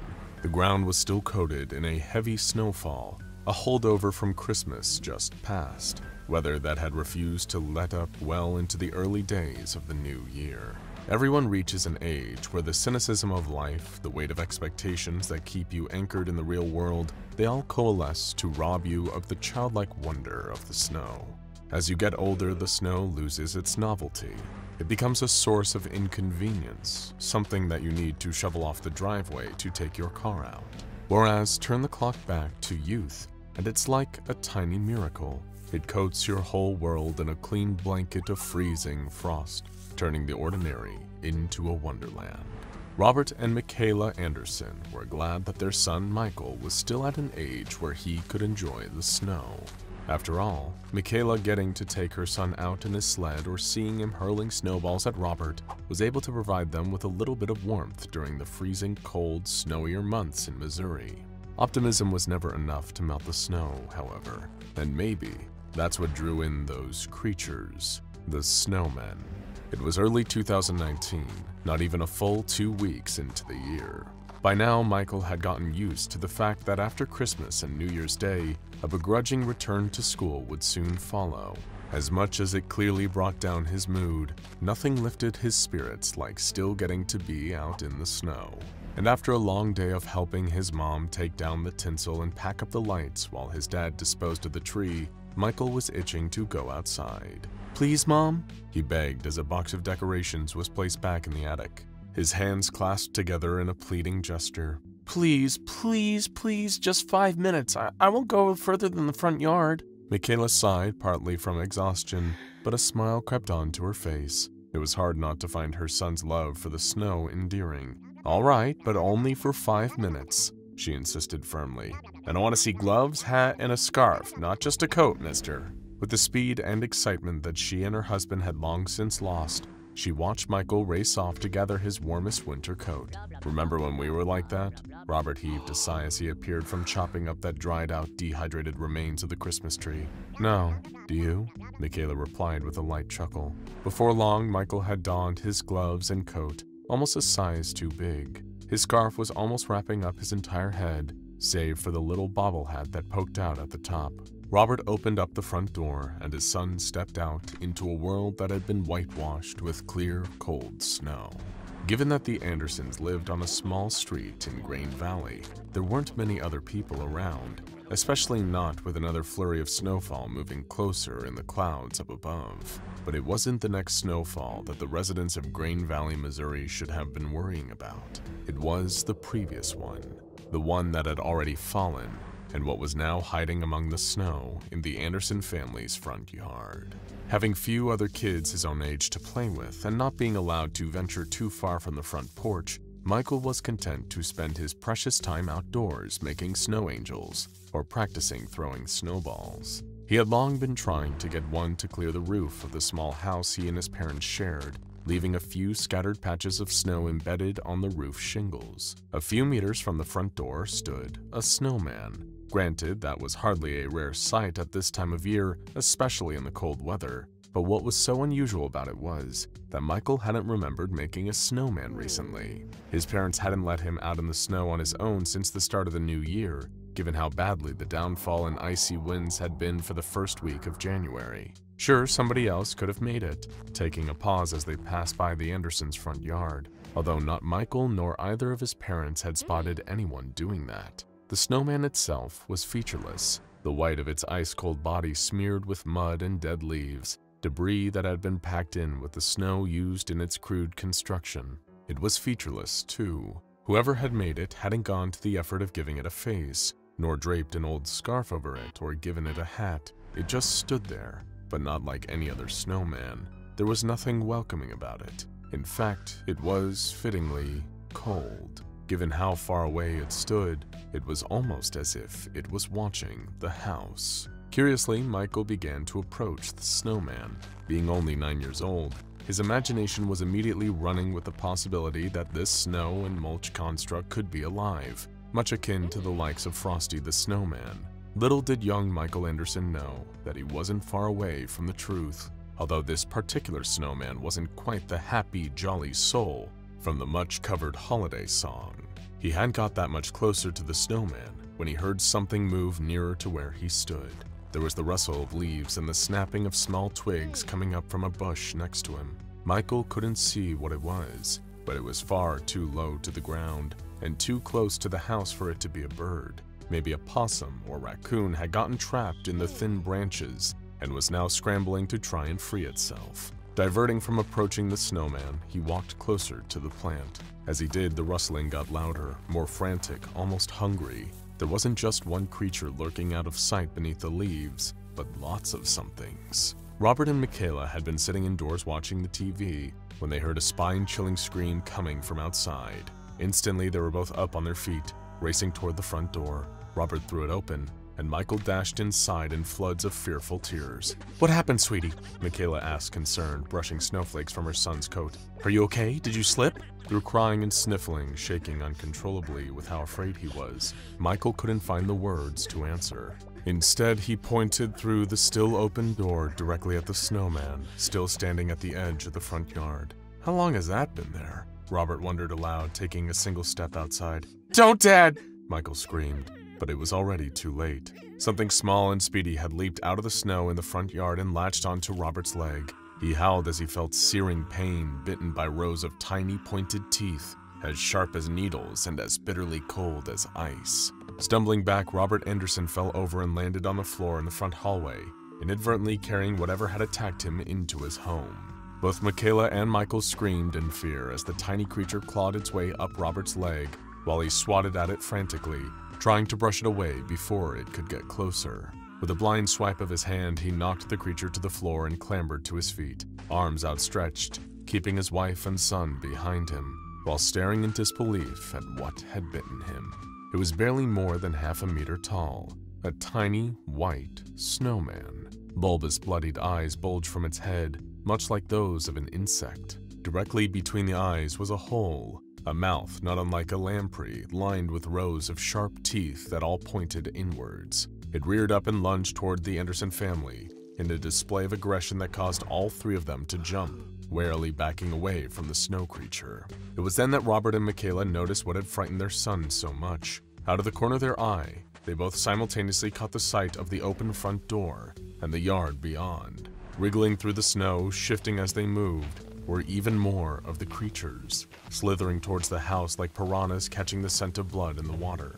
And standing ominously just beyond the driveway was the snowman, as if it was the general commanding its troops to storm the house. The Andersons raced upstairs as the swarm of snow creatures came spilling into the house, crawling from the yard onto the floor and piling on top of each other, like ants to climb the stairs. Naturally, Michaela's first instinct, as well as protecting her son, was to call the police. While Robert held the door to the bedroom shut, Michaela held Michael close and pleaded with the local Grain Valley Police Department to come and help them.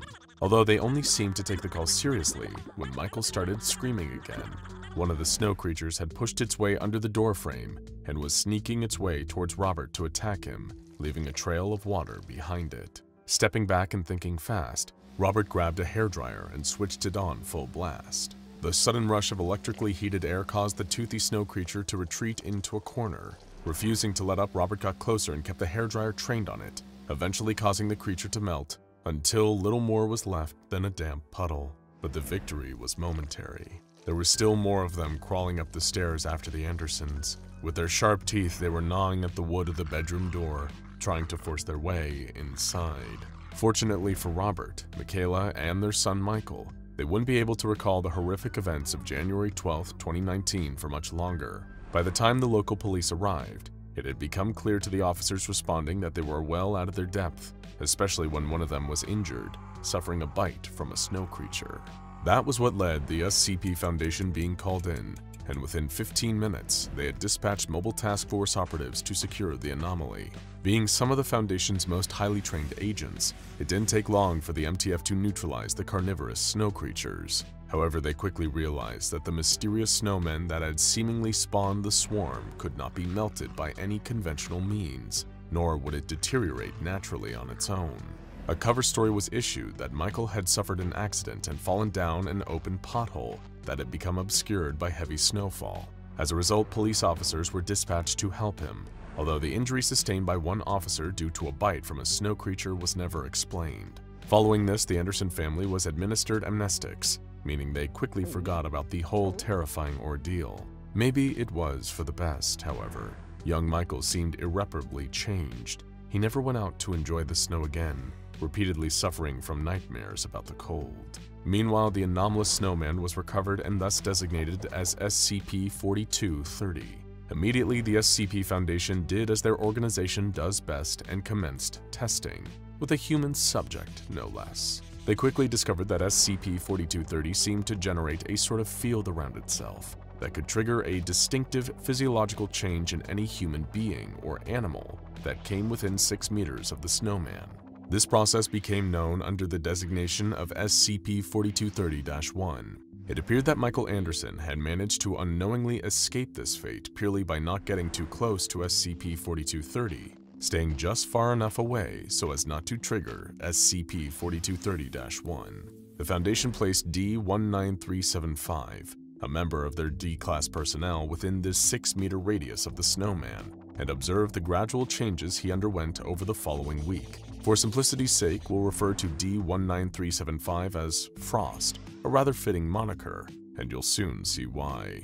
Within a day of exposure to the snowman, Frost complained to a senior researcher that he felt a lot colder than usual, although he exhibited no other observable symptoms beyond the coughing and sniffling of a common cold. By the following day, Frost was far worse for wear, appearing to have lost significant body mass to the point where he'd appeared to have been malnourished. His cold-like symptoms had continued, accompanied by disorienting dizziness, and as if all that wasn't bad enough, his skin tone had seemingly lost its natural pigment, reduced to an unnaturally pale shade, as white as snow.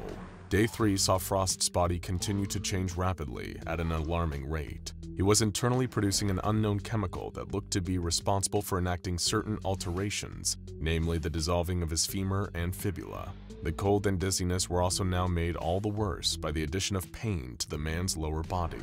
Frost even reported to Foundation researchers studying him that every movement he was able to make caused him to suffer extreme levels of physical pain. But yet, rather than attempt to cure his condition, the Foundation apathetically observed, noting down the process of SCP-4230-1. Within 5 days of exposure to SCP-4230, naturally occurring substances within Frost's body had traveled downwards and solidified. This was followed by the most shocking stage of the SCP-4230-1 process so far, and one that made the Foundation realize that these weren't just changes, it was a transformation. When Day 5 saw Frost's skeleton physically reshaping itself, his head becoming a sphere and his arms extending outwards like brittle twigs, it soon became clear what was happening to him. He was turning into a snowman. Rendered immobile and blind, a week after SCP-4230-1 began to take effect, Frost had started to secrete an unknown substance. This liquid lowered his body temperature, freezing almost instantly, and turning his skin into an icy white mass, worryingly similar to snow. Sure enough, on the 8th day, the extent of the SCP-4230-1 process was made evident. Frost had already perished, his body now looking identical to a plain, featureless snowman. No eyes or face, just a blank, cold slate. But underneath the outer layer of snow, Frost's bones and the rest of his organs were still contained inside. From the outside, though, he wasn't even human anymore. Just an instance of what became known as SCP-4230-A. However, being turned into another snowman by close proximity to SCP-4230 wasn't even the worst part. By now, you might be wondering, what were those snow creatures that attacked the Andersons? You'd be forgiven for thinking that perhaps these were rodents or other wild animals affected by SCP-4230-1. After all, testing has shown that the process doesn't just alter human physiology, but these carnivorous needle-toothed creatures are known as SCP-4230-Bs, and they are nasty little critters, to say the least. When a person or animal is turned into a snowman during SCP-4230-1, becoming one of these instances is far from the full extent of the transformation. The tests the Foundation conducted on Frost, and presumably on numerous other D-Class personnel as well, led to them discovering the further alterations made when someone becomes an SCP-4230-A instance. Their freezing snow-encased bodies become hosts for white, spherical eggs. After a subject like Frost becomes an SCP-4230-A snowman, these eggs will hatch within 72 hours, producing up to 19 instances of SCP-4230-B creatures. The Foundation was quick to examine these bizarre snow spawn, gathering up as many as they could for testing. They found that instances of SCP-4230-B matured to adulthood remarkably quickly, reaching adulthood in 15 seconds. Destroying the eggs containing these creatures seemed to be an effective way of preventing swarms of SCP-4230-Bs from getting loose, although the snowman each egg came from would also have to be destroyed to achieve this result. Also, the lifespans of the smaller snow creatures only lasted for a total of 24 hours, and they would melt away after a full day of life, regardless of the surrounding temperature. SCP-4230-Bs seem uninterested in food that was presented to them. Specifically, one test involved giving a snow creature a head of lettuce and a watermelon. The creature regarded the fruit and vegetables with little interest, even refusing to eat either despite prompts from the researchers. This painted the SCP-4230-Bs as exclusive carnivores, which explained why they attacked the Anderson family. They were trying to eat them, hunting the Andersons as a pack. Further testing into SCP-4230-Bs revealed they had a weakness to heat above a temperature of 40 degrees Fahrenheit. During another test, a D-Class was sent into a cell with 10 of the carnivorous snow creatures, armed only with a simple lighter, an emergency flare, and 1 gallon of gasoline. Immediately, all 10 of the SCP-4230-Bs crawled toward the man, hungry, and determined him to be a new source of food. That is, until they noticed the lighter he was carrying.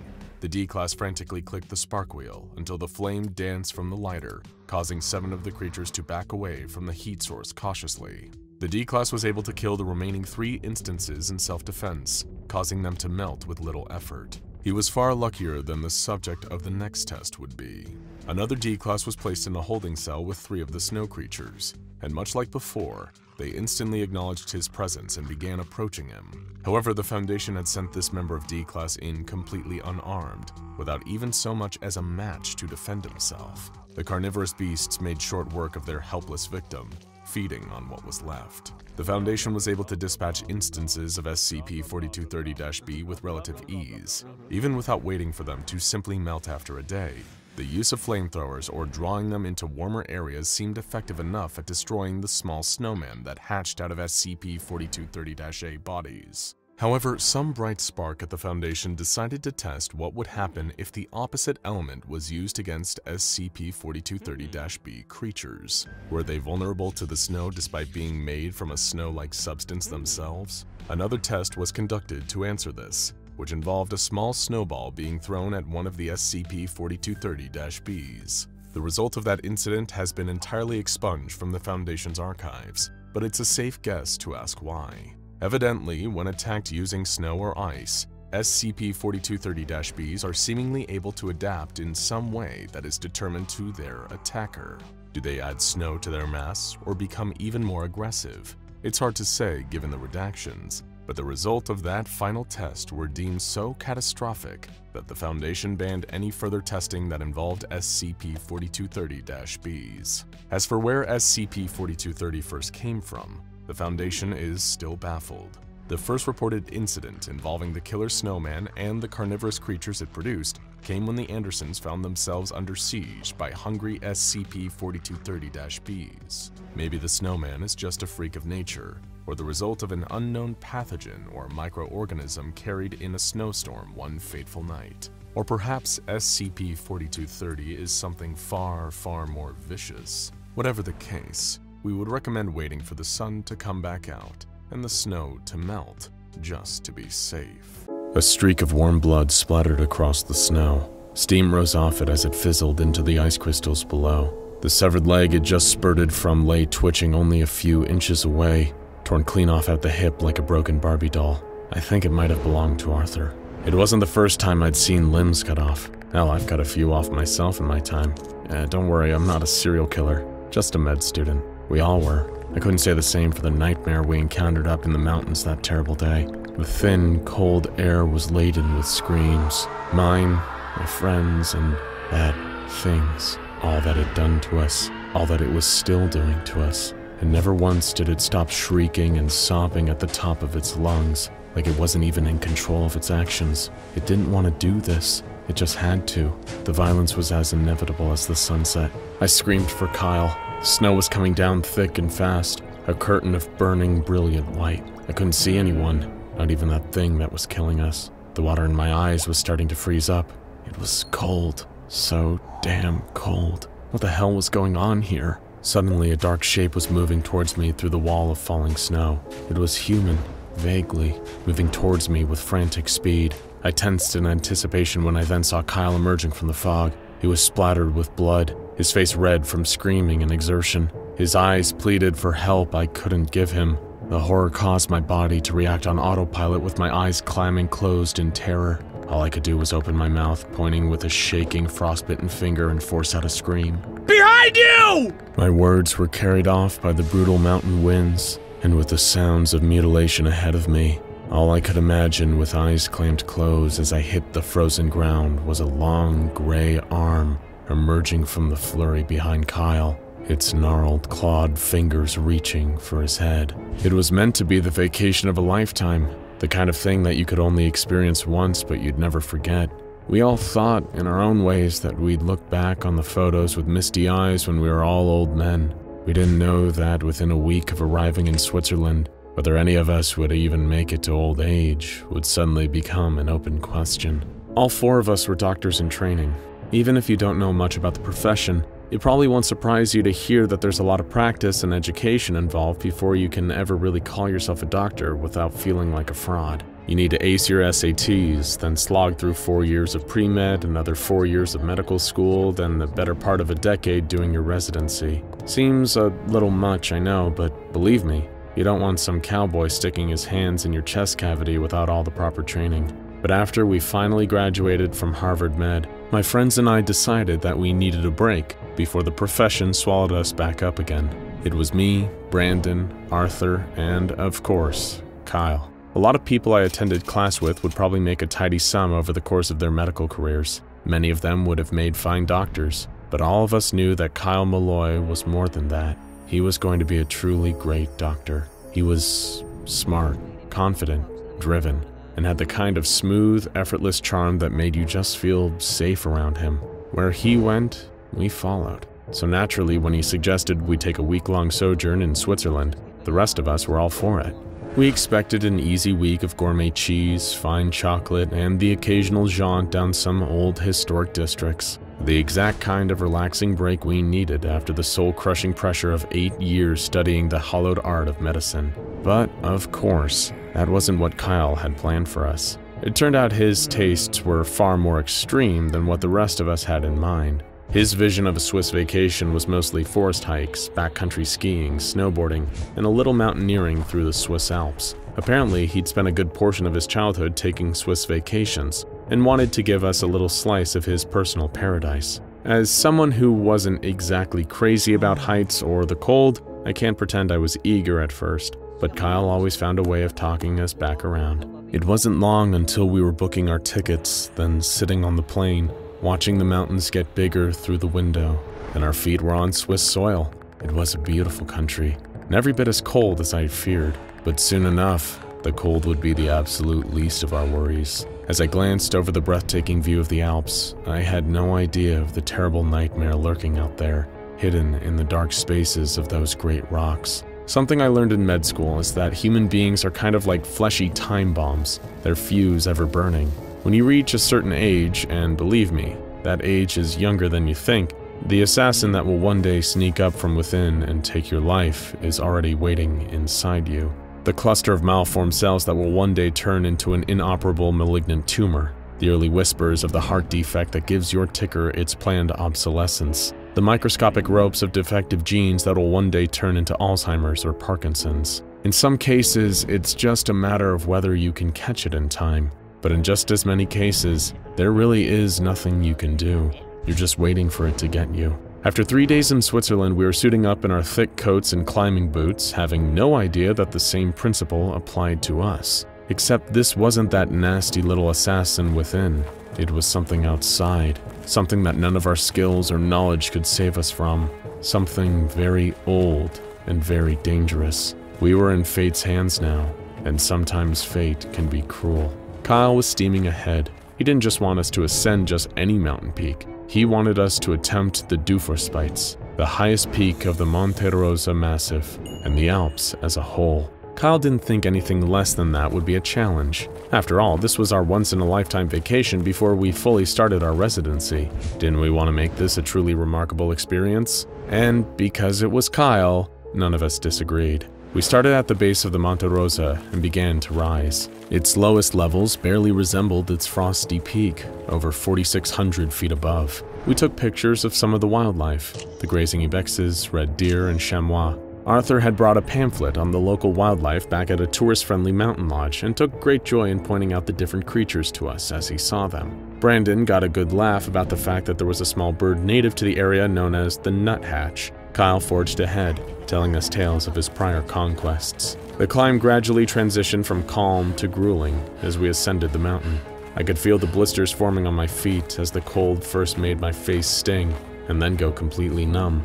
Arthur, still consulting his pamphlet, expressed excitement to see a marmot. When we finally reached 2,000 feet of elevation, Brandon started to complain vocally, pouring himself a cup of coffee from his thermos. Kyle chastised him for wimping out already. After all, he said, the hardest parts were yet to come.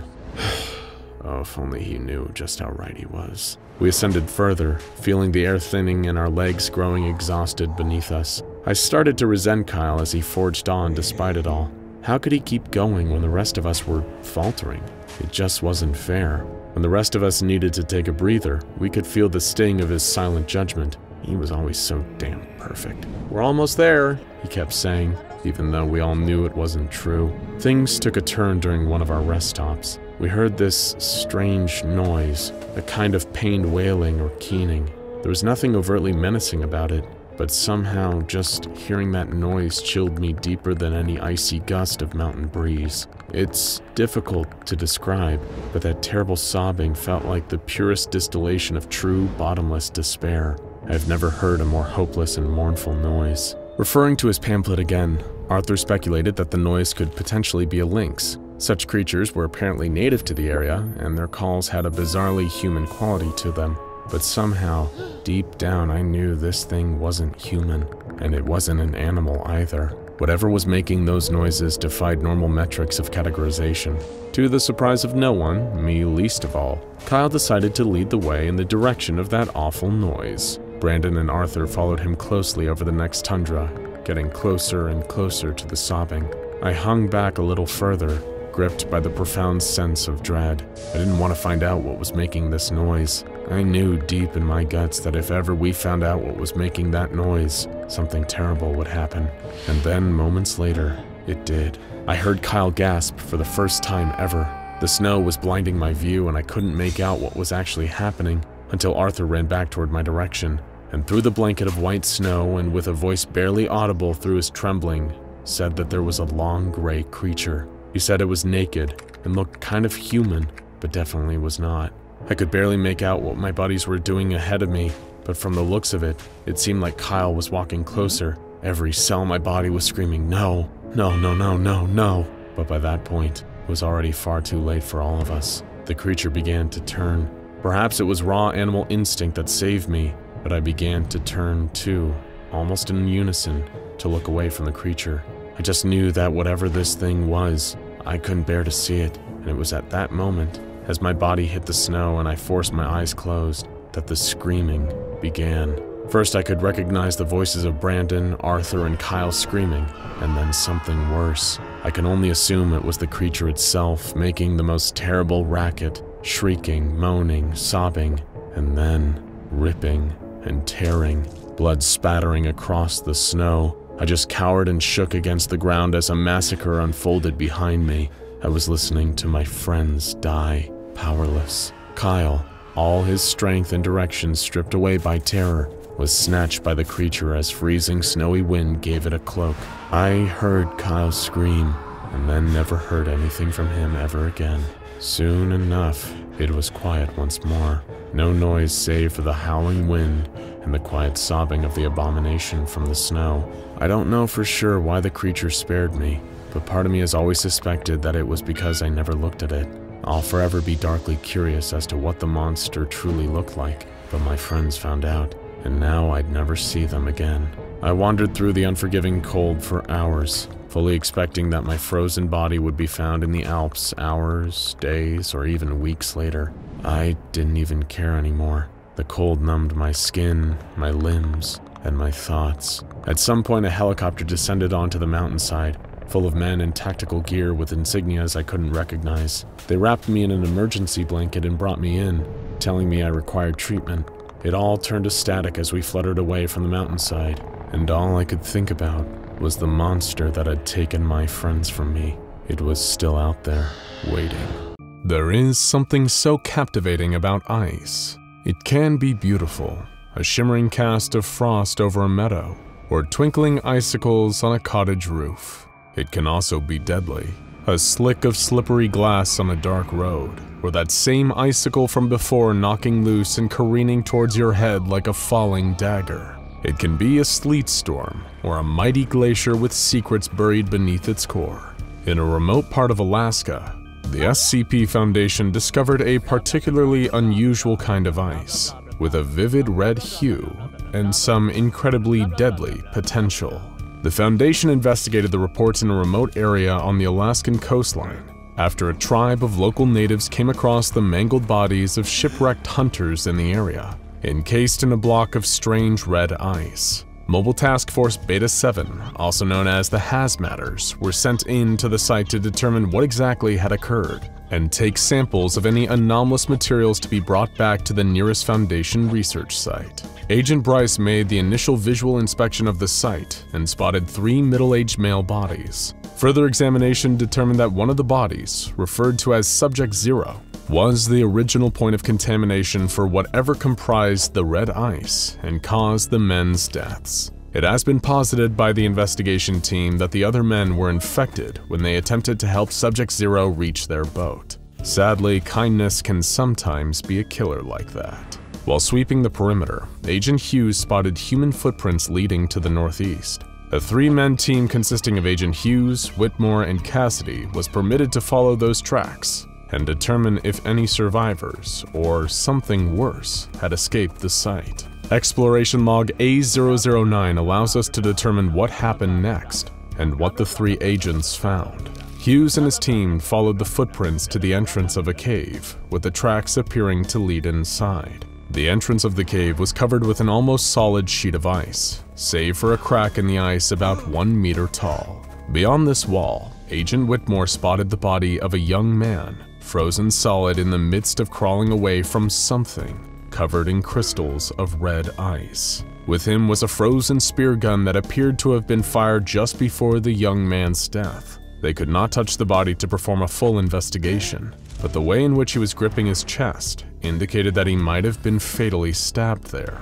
As the agents moved further into the cave, they discovered a chamber about 5 or 6 meters in diameter, filled with red ice with a pool in the middle. The pool was 3 meters wide and of an unknown depth. As they pushed further, the agents came across a polar bear. Startled, they fired once at it, before realizing it was already dead. Its fur was dotted with crystals of red ice, creeping its way across the bear's body. Beyond the polar bear, the agents spotted dozens of bodies, all dead animals. There were seals, a snow fox, and finally, a giant spider with a leg span of over 1 meter. At first, the spider appeared to be frozen like the other creatures, but upon further investigation, it appeared to be made of red ice. Agent Cassidy recognized the spider as SCP-3023, but was told it was impossible. When she pressed for further answers, she was told to ignore it and continue the sweep.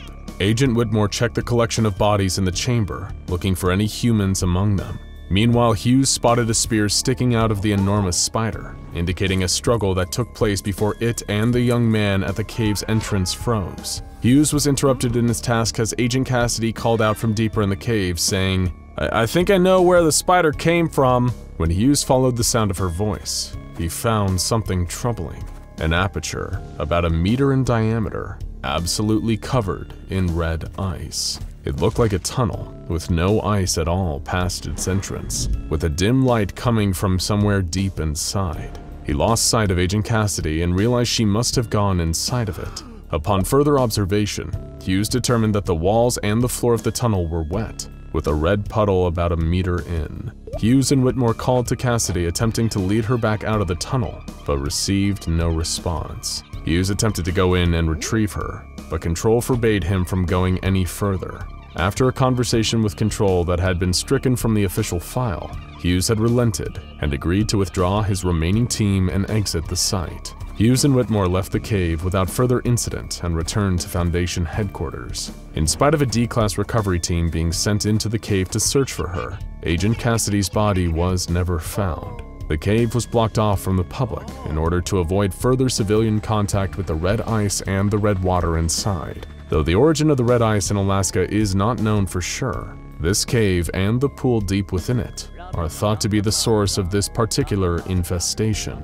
The official cause of death listed on record for the bodies found in Alaska was internal bleeding, but what really happened to them was something much, much worse. These men had transformed and frozen from the inside out, their blood turning to ice and their cells going solid one at a time. The low ambient temperature in the area are thought to have slowed the freezing process down. You heard that right. The cold kept them from freezing faster, as counterintuitive as it sounds. This prolonged their deaths and kept them conscious up until the very end. Even as their bodies were freezing solid, their very cells turning against them, they were awake and aware of it all. These unfortunate men came into contact with and lost their lives to a substance known as SCP-009. SCP-009 in its liquid form, maintained at temperatures between -100 and 0 degrees Celsius, resembles ordinary distilled water aside from its bright red color. It behaves opposite of water, reaching a frozen solid state at higher temperatures and vaporizing into a steam-like gas at temperatures below -100 degrees. An attempt to examine SCP-009's atomic structure was unable to achieve conclusive results. The substance looks as if it was made up of normal water molecules, though obviously it is much more than simple water. SCP-009 appears relatively harmless at first glance, but its real dangerous potential lies in its ability to contaminate water-based solutions, transferring its properties to them. A contaminated liquid begins to exhibit the same unusual behavior as SCP-009, freezing at temperatures above 0 degrees and vaporizing at temperatures below -100. It has been shown to effectively contaminate ice, steam, tea, fruit juice, seawater, and blood, in a process taking between 3 minutes and several hours. These concerning properties raise questions about what SCP-009 and liquids contaminated by it might do if they made contact with a human body. Several D-Class personnel were used as test subjects, exposed to SCP-009 in a controlled environment and observed from a safe distance. When first exposed to SCP-009, the test subjects reported nothing unusual, except a slight sensation of warming on the surface of their skin. Then frost began to form across the surface of the exposed area as the subject's body heat raised the substance's temperature. This process took between a minute and a few hours, during which ice crystals began to form along the top layer of the skin. This stage is known as surface conversion. In the next stage, deep tissue conversion, the continued increase in SCP-009's temperature causes a ripple effect of reactions through the subject's body, ice crystals forming in the cells and throughout the blood. The subject remained alive and conscious during this stage. Details about the fourth stage of the process have been expunged from the official record, but it is safe to say that something horrible happened. After several of these experiments were conducted, testing on live D-Class subjects was officially discontinued. There was a possibility of experimentation on SCP-009 regarding its potential application to cold fusion, but this was also eventually discontinued following a disastrous accident at an unnamed Foundation test site. The site was completely destroyed, and pieces of the lead agent conducting the cold fusion research have still not been recovered. For now, SCP-009 is kept under strict containment and only tested under particular highly regulated circumstances. SCP-009 is kept in a sealed storage tank of heat-resistant alloy. It is not to be exposed to any temperatures higher than 0 degrees Celsius, unless there is official Foundation-sanctioned testing being done. No water-based liquids are allowed within 30 meters of the containment area. The storage tank is outfitted with temperature sensors that are to be monitored at all times in order to prevent the temperature within from rising, and is kept cold by 3 different cooling units. If the sensors or cooling units malfunction for any reason, they must be fixed immediately to prevent disaster. When testing is done on SCP-009, the containment area is kept in a vacuum, and the personnel working with it must wear protective gear. After testing, all involved personnel must quarantine for at least 12 hours. Any living organisms contaminated by SCP-009 must be terminated promptly. While the exact origins of SCP-009 are unclear, it clearly does not follow the laws of nature as we understand them. A Foundation expert in xenospatial physics suggested that SCP-009 may have come from a universe with alternate laws of physics, explaining its reversal of the ordinary conditions for states of matter. During an instance of SCP-507, the Reluctant Dimension Hopper, shifting into an alternate universe, an instance of SCP-009 was unexpectedly observed that may help confirm this theory. In the test area where SCP-507 appeared, red snow fell for about 27 minutes. Grass touched by this red snow began to react and freeze over within a few minutes. The other plant life touched by the snow turned bright red and expanded to a larger size. It also began to sprout bright blue tentacles covered with red mucilage. Upon closer examination, the mucilage turned out to be comprised of small amounts of SCP-009. This raised additional questions. For instance, how are these plants able to survive constant exposure to SCP-009? This matter is currently under investigation, but the prevailing theory is that this plant is an example of plant life from SCP-009's native universe. Whatever it is, and wherever it comes from, it should not be allowed to come into contact with Earth-based organic life forms. Well, not unless being horrifically frozen to death by your own body feels like an appealing experience to you. The coastline where SCP-009 was initially discovered and its first victims on record were found was located very close to the ocean. Thankfully, the exact area of contamination was dry and cold enough to keep the red ice from spreading, but if it had been even a few meters closer to the water, it could have spread into the North Pacific Ocean. With contamination of that scale, it could have very easily infected thousands of people, perhaps spreading into other bodies of water and triggering a global extinction event. Because of this threat, several members of the SCP Foundation proposed that SCP-009 be upgraded to Keter class in order to reflect its danger to humanity. However, this request was denied due to the currently effective containment measures in place. The red ice is unable to spread to new hosts, infecting the water supply and turning all living things into frozen husks. For now, let's just hope we don't see any red snowstorms anytime soon. Climbers attempting to summit Mount Everest and stand on the top of the world have their work cut out for them. Dangers are everywhere on the long climb. There's a risk of extreme altitude sickness, unpredictable winds, and freezing weather. There's also the threat of avalanches, great unstoppable tidal waves of snow that can bury a person alive in seconds or strand them, leaving them to freeze to death cold and alone. It's a sad reality that not everyone that visits Everest comes back down again, and rarely does a climbing season go by that the mountain doesn't claim yet another victim. Situated on the border between China and Nepal, in a sub-range of the Himalayas of Tibet, Everest is one of the 7 wonders of the natural world. With an elevation of 29,031 feet, or 8,848 meters, Mount Everest has attracted many experienced mountain climbers over the decades. But even for the most experienced mountaineers, the ascension up its snowy slopes is far from easy.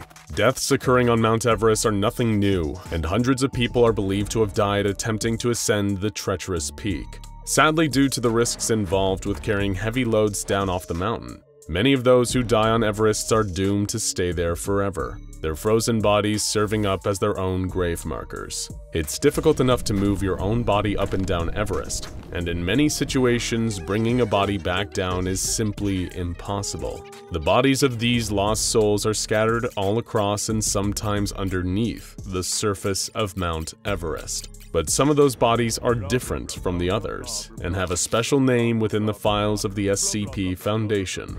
They call them SCP-5140. SCP-5140 is the designation given to a number of frozen bodies which are found all across Everest. It is unclear exactly how many instances of SCP-5140 there are, though some estimates have placed the number at somewhere between 1 and 200. At present, it is unknown if all the instances of SCP-5140 are dead bodies belonging to climbers who met tragedy on the tallest mountain in the world, or if some of them are something else entirely. But while their origin is unclear, if you come into contact with a 5140 instance, there won't be any doubt that it's different from the normal body of a dead climber. That's because SCP-5140 corpses are a lot like vampires in some ways. That isn't to say that they actually are vampires. They certainly are not undead and cannot function after death.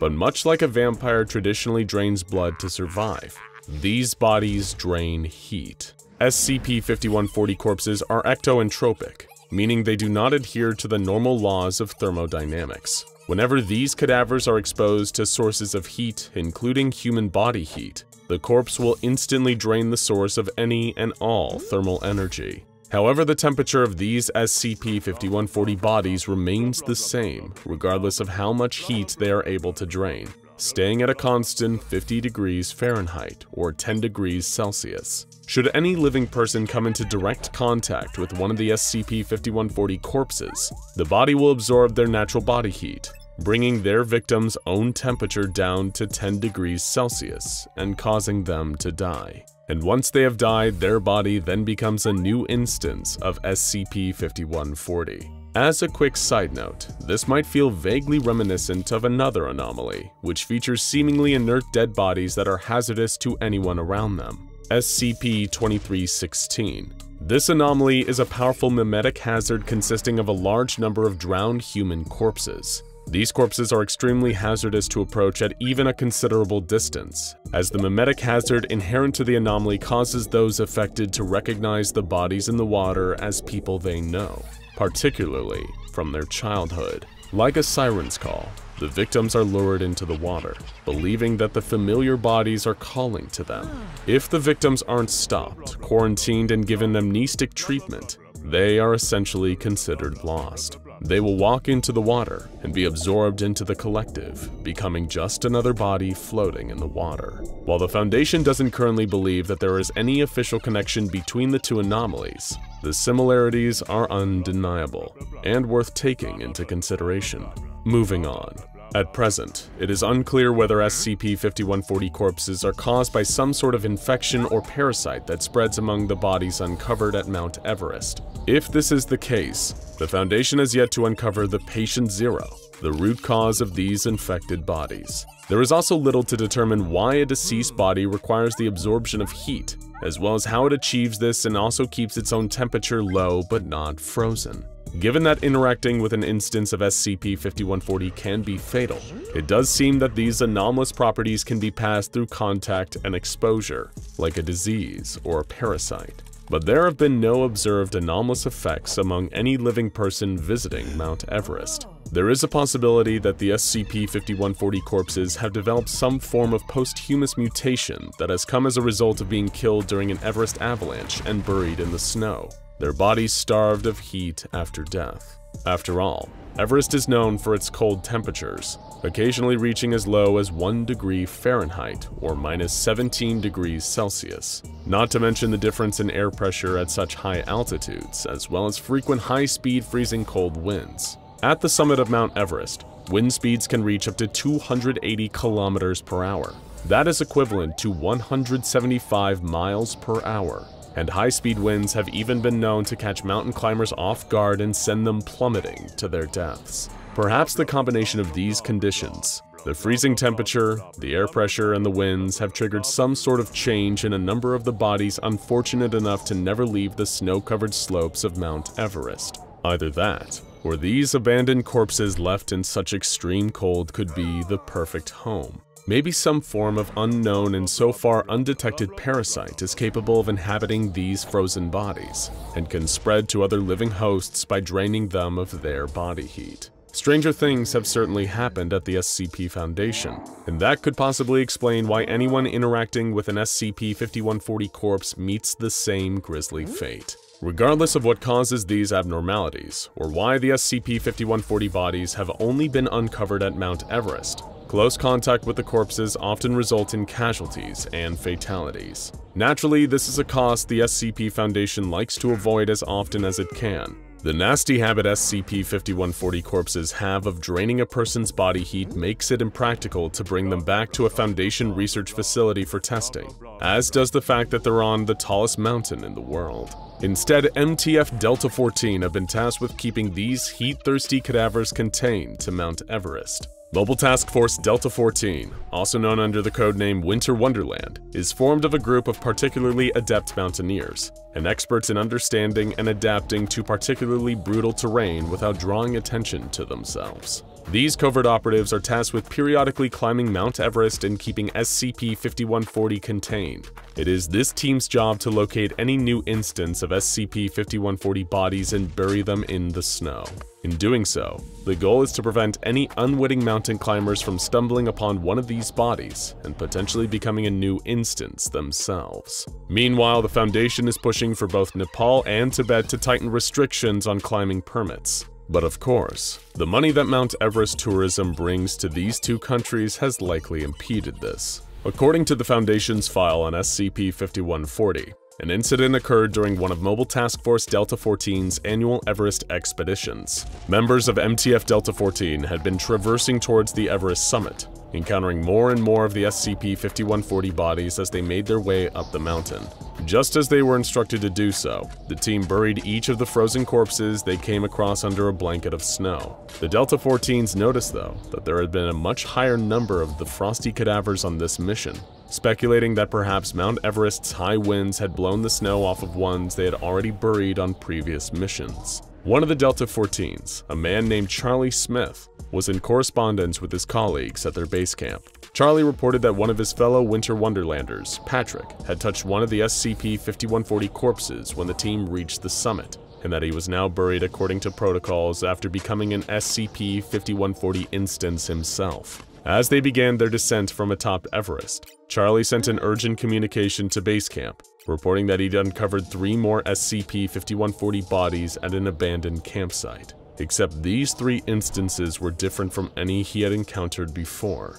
These corpses were somehow still moving. Attempting to hurry down the mountain, Charlie reported that a mass of SCP-5140 corpses were blocking his path, and draining another one of his squad mates, Arnold, of his body heat to make him one of them. Arnold had been carrying the team's provisions, including their oxygen reserves, to combat the lack of breathable air at Mount Everest's high altitude. Charlie tried in vain to use his flare gun to clear the path, hoping to distract the now walking cadavers with a heat source, but it had no effect. His final message to base camp warned the rest of Delta-14 to not come to the summit of Everest, with Charlie frantically urging them to not let climbers anywhere near it. His final message simply stated that the mountain is danger. A rescue division of Mobile Task Force Delta-14 arrived just under 2 hours later, tracking Charlie's last known location via a GPS beacon. Strangely, despite the frantic messages from Charlie, there were no signs of any SCP-5140 instances. None of the piles of corpses he had warned them about could be seen above the snow, and certainly none of them were moving.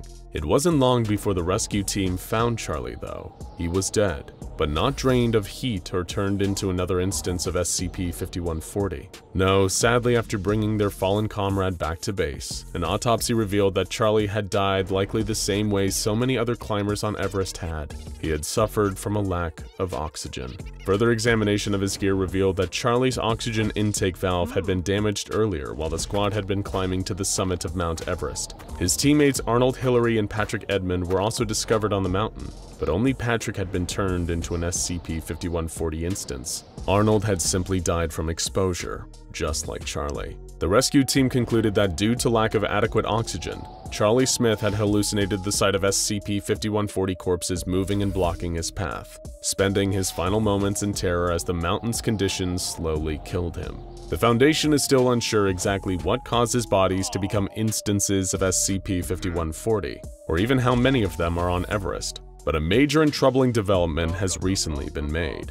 After an increase in global temperature led to a large avalanche that resulted in a large portion of the mountain that had previously been covered in thick snow being exposed, the Foundation sent planes that were equipped with thermal imaging equipment to scan the mountain. What they found was as confusing as it was terrifying. The SCP-5140 corpses aren't just spread across the surface of Mount Everest. They are much of Everest. The mountain itself is just a huge pile of corpses, just waiting to drain the life from anyone who attempts to scale it and turn them into a permanent part of the peak. So if you were planning a trip to the Himalayas, hoping to climb Mount Everest off your bucket list, maybe give it a pass. Otherwise, you might find that the climb is even colder than you were expecting. Even as a small kid, all you ever wanted was to climb. Your little toes dangle off the edge of the wooden frame of your bunk bed. Your action figures are down below on the carpet, looking as small as ants. Seeing the world from this height is an adrenaline rush like no other. But soon you outgrow your bunk bed, and you return to the level the rest of the world is living on. To recapture the feeling, you ride your bike to the park, where you climb the tallest slide and sit perched at its peak. The feeling of the bunk bed comes back to you. Up here, you're closer to the stars and further from your homework. You think, I'm never going back down. But soon there is a line of children on the slide's ladder barking at you, calling you a scaredy cat, telling you to hurry up already. A hand presses into your back and pushes you forward. Your small body tumbles down the slide. Just like that, your feet are in the sand. You're at the same altitude as everyone else, no longer special in your elevation. But you're not done. You're determined to go elsewhere and upward. You start climbing trees. First, just small ones with bumpy bark for your feet to use like rungs on a ladder. It feels good up there, but soon you notice you're not alone. You're sharing the space with squirrels and caterpillars. It's not that you're afraid of these little creatures, but you want to go to a height few else ever had. You move on to a larger tree. This one, you even need tools to climb. You lasso a rope around a branch and pull yourself up. To get even higher, you wear wide receiver gloves banned by the NFL, so that your hands are sticky enough to grip even the smallest protrusions of bark. Soon you reach the top. Now at the highest sturdy branch of the largest tree, you look down at the world and see it in perfect order. You up here, them down there. It is beautiful. But then, a noise. A noise too loud to have come from below. Next to you, you see a bird. It smugly smirks at you and flaps its wings and flies higher, one-upping your accomplishment. It lands on a tiny branch above you, reaching the actual tippy top that you couldn't reach. And it's then you realize that the feeling you're chasing isn't just so that you can look down on the earth and scoff, but so you can look up at the world and wonder. So you spend your life with your chin to the sky, feet following your gaze. Everything you do, every action you take, is in the name of elevation. You chose a career in being a union lineman. You work the night shifts, climbing up telephone poles. You're happiest farthest from the ground. Every November you vacation to New York, where you run up the Empire State Building just to taste new heights. You summit 86 flights, 1,576 stairs, but no matter what extremes you go to, you feel like there is something up there still out of reach, waiting for you. There is only one thing that will satisfy you: Mount Everest. If you can just reach the summit, you promise yourself, your wife, your God, and your family that you'll stop straining your neck upward, that you'll enjoy what is in plain sight, that you'll settle down and live the life that's right there in front of you. You begin to study for your 2-month climb. You learn about the sub-zero temperatures. You learn about the journey's physical demands on your body. You learn about navigation, communication, and preparation. But what you don't learn about, or rather can't learn about, is the anomaly that awaits you. Unfortunately, some lessons are omitted from books, left to be learned only by experience. And by that time, I'm afraid it'll be much too late in the lecture to get a passing grade. The day comes and you begin your mission to the mountain's peak. There's something otherworldly about it. The way you move up this mountain, it isn't just a matter of labor. There's a spirituality within the journey. You feel as if you're floating, being pushed toward the heavens by some generous being behind you. But what is it that actually pushes you upward? Could it be as simple an answer as willpower, determination, skill? No, you felt those before. And while they have surely powered many men to do great things, this force is different. It is not so much that it is pushing you forward. It is more like it is pulling you up. or rather, luring you in. You're amazed at how effortless the journey is. At least it is, up until now. Upon reaching the 8,000-meter mark, also known as the death zone, you begin to feel uneasy. No longer is each step light and graceful. Now it feels like your boots are filled with cement. You could swear your backpack is full of bricks. For a moment, you think you have lost your beanie and gloves because your ears and fingers are ice cold. The journey suddenly becomes long and grueling, dangerous and difficult. You use every muscle in your body to climb this thing. You have to. You use every bit of mental concentration just to keep moving. You have to. But why? Why now? Could it be as simple an answer as exhaustion? Accumulated fatigue? How could it be? You've prepared as much as humanly possible, not just in your training, but in your life. You were meant for this moment. But now the moment is refusing your embrace. Nothing you could have done could have prepared you for this. An amorphous feeling settles into your gut. You don't understand it entirely, but you anticipate something bad is about to happen, and it is at this moment that you wish you wouldn't have traveled alone. You wish you had a partner to reassure you that everything would be okay. You wish you had someone a few steps in front encouraging you forward. You stop and stare ahead and imagine it. You imagine a friend to struggle with, to laugh with, to succeed with, and then suddenly, you don't have to imagine any longer. You see someone, but how? Last you heard, you were the only one to be traveling this way. Could it be an illusion?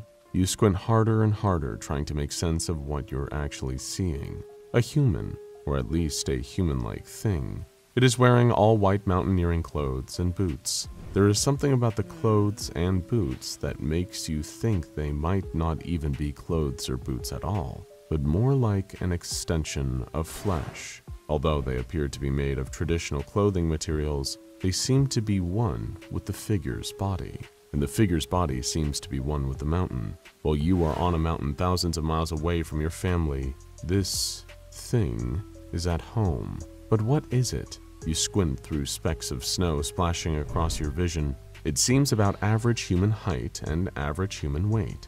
Could it be simply an average-sized human? You want to make this conclusion with your mind, but your eyes won't let you. At this distance, it is still just a figure. But as he approaches you, and the possibility of a companion sinks in, you become more optimistic, and you think maybe this figure can be a friend. Little do you know, you have just met a mountain climber's biggest foe. Meet SCP-1529. You notice its black goggles, and then strangely enough, you can't stop noticing them. You find it impossible to break eye contact with. You are physically unable to turn away. Not only that, but you do not have any desire to turn away either. You are drawn into its gaze, and you are happy to be there. For the first time in your entire life, you are content with where you are at. You no longer care about climbing Mount Everest. You strive no longer for great physical or metaphorical heights. You are more than okay with where you are at right here, right now. And now you begin to feel very warm and comfortable, and you have a sudden urge to sit down and relax for a while. The unhurried pace of your movements matches the stone swaying seen at a reggae concert. You sit down and rock back and forth. You are at peace in this idleness, almost in a sedated state of consciousness. You misinterpret the signs of this dangerous anomaly as a sign of personal growth. You believe wholeheartedly that this is who you are now, and that this is who you are always meant to be. With newfound peace, you settle into the snow. You embrace the moment, and that's when it gets even worse. SCP-1529 moves towards you, navigating the mountain with ease, using just his hands and feet, no gear needed. As its arrival looms, there is nothing you can do but wait. But what exactly are you waiting for? What's going on? Where did this thing come from? Well, you wouldn't be the first to ask. L, the subject of Incident 1529-1, questioned this himself. L was reportedly killed during an encounter with SCP-1529 when it abruptly became active shortly after he had reached the mountain's summit. However, L was eventually found alive when another team reached his position nearly 2 days later and removed him safely from the mountain. He required fingertip and toe amputations due to frostbite, but otherwise made a full recovery. While still in the hospital, an agent of the Foundation was able to ask him questions and figure out what he had experienced. It was a difficult time for L, but it was an exciting time for the Foundation. From what they previously understood of SCP-1529, they never thought they would hear the truth straight from the victim's mouth. Until then, it was only ever told through their autopsy. L was on his way down the mountain. He was proud and excited, having reached the top and accomplished his life's goal. But he understood the trek back was no easier, and that if he didn't stay focused, he would end up dead like so many others. He noticed his hood was off, and he stopped to adjust it. No big deal, just a quick fix. Little did L know it would lead to such hardships. During his wardrobe malfunction, his group made their way about 6 meters ahead of him, and it was then, standing in his newfound loneliness, that he saw SCP-1529 coming over the ridge. L was a jovial fellow. His impulse wasn't to fear the figure. Instead, he shouted and waved, assuming the figure to be another climber left behind by his mates. Suddenly, it looked right at him, and that's when it started to happen. L felt happy and relieved. It was like all the pain and the soreness and the chill were gone. No longer did he have blisters on his feet. He could feel his toes again. It was like he was back home in front of the fireplace. It was as if the journey was complete, and his efforts had been rewarded. L no longer minded the mission back down. He felt perfectly fine where he was, but even still, while his body was content, his gut didn't trust the feeling. Something was off. Why would L go all this way only to become complacent? He kept thinking. He kept fighting the urges to relax, to succumb to supposed feelings of warmth. He knew the stories of men who felt similar misleading sensations. When your body starts to cool down to an extreme degree, your blood vessels dilate, and you start to feel like you're actually warming up. In these instances, people often tear off their clothes because they feel like they are burning up and need to cool down. Next thing they know, they're naked and frozen to death. L would not go like that. He had too much pride. He tried to shrug off the feelings of warmth, but before he even could, it was stripped from him. As SCP-1529 got closer, suddenly, all of the heat and comfort L had experienced was gone. He was cold, colder than he had ever been before. His fingers and face no longer had feeling. His lips peeled, snapped, and cracked. They were frozen. His legs cramped up. He buckled at the knees and dropped into the snow. He tried to yell for help, but all that came out was a soft and pathetic whimper. SCP-1529 grabbed L's shoulders and pulled him towards his face. L looked into his goggles, having no other choice. He saw images in the lenses, and suddenly it was as if L was watching a film, or rather brief vignettes. He saw people in hot tubs relaxing, a woman curled up by an open fire, a couple sunbathing on the beach. L recognized all these warm and happy people. They were people he had seen on the way up the mountain, but not the way down. It only took a moment for L to realize they were people who had fallen to SCP-1529. It was then L knew he had to resist. But SCP-1529 doesn't take well to defiance. The images in the goggles changed from happy to horror. The same people were now laying in the snow, half dead. L couldn't manage to look at it for another second. He balled his fist with whatever strength God was willing to lend him. He tried to strike SCP-1529 in the goggles. His arms moved slowly at first, like punching in a dream. It was moving as if the air it traveled through was thick jello. Suddenly, it snapped into full speed and drilled SCP-1529 square in the center of his goggles, ultimately leading to L's rescue. But this is no princess movie. Not everyone is so lucky to be rescued. This brings us back to you. Yes, you. Wait, you didn't think that brief deviation from second person would last forever, did you? So where were we? Or should I say, where were you? Oh yes, you're sitting in the snow patiently waiting for SCP-1529 to kill you. And as you wait for its arrival, you think back to the survival lessons that L taught you. Now you can see why I suddenly changed to third person earlier. So you're thinking of L and how he punched SCP-1529, and you're thinking you'll do the same. But what you can learn from L, so SCP-1529 may have learned as well. Would such a threatening creature ever be defeated in the same way twice? You notice that its goggles have been repaired, and you intend on cracking them open like an egg. but your fist won't close. Your arm won't raise. You keep trying to start up your strength like an old pickup truck. Nothing. Your luck eludes you. You feel helpless. And so you sit in the snow and wait. You can't ball up your fingers into fists, but you can bring one palm to the other and pray. You pray for help from your God above. Your prayers, however, are misguided. Yes, there is help above, but it's not a God that's watching over you, but rather the Foundation's aerial surveillance, a well-oiled system of spyware born out of necessity, designed after the incident known as SCP-1529-2. SCP-1529-2 occurred when an agent located in a permanent facility in China observed SCP-1529 through a telescope while it was active near the summit of the mountain. That day, SCP-1529 looked directly into the telescope. The agent immediately reported symptoms consistent with an SCP-1529 encounter and reported that SCP-1529 had begun descending the mountain in the direction of the permanent facility. Similar to the stories on the mountain, the agent too was unable to pull himself away from the telescope.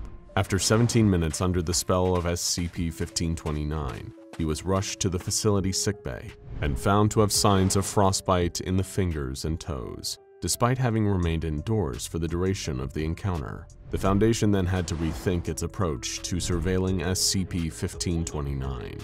When SCP-1529 is active, surveillance is now conducted by means of an automated telescope with a video feed playing at 7 seconds delay to avoid a repeat incident of Incident 1529-2. When necessary and safe, additional observation is done by way of helicopter and airplane.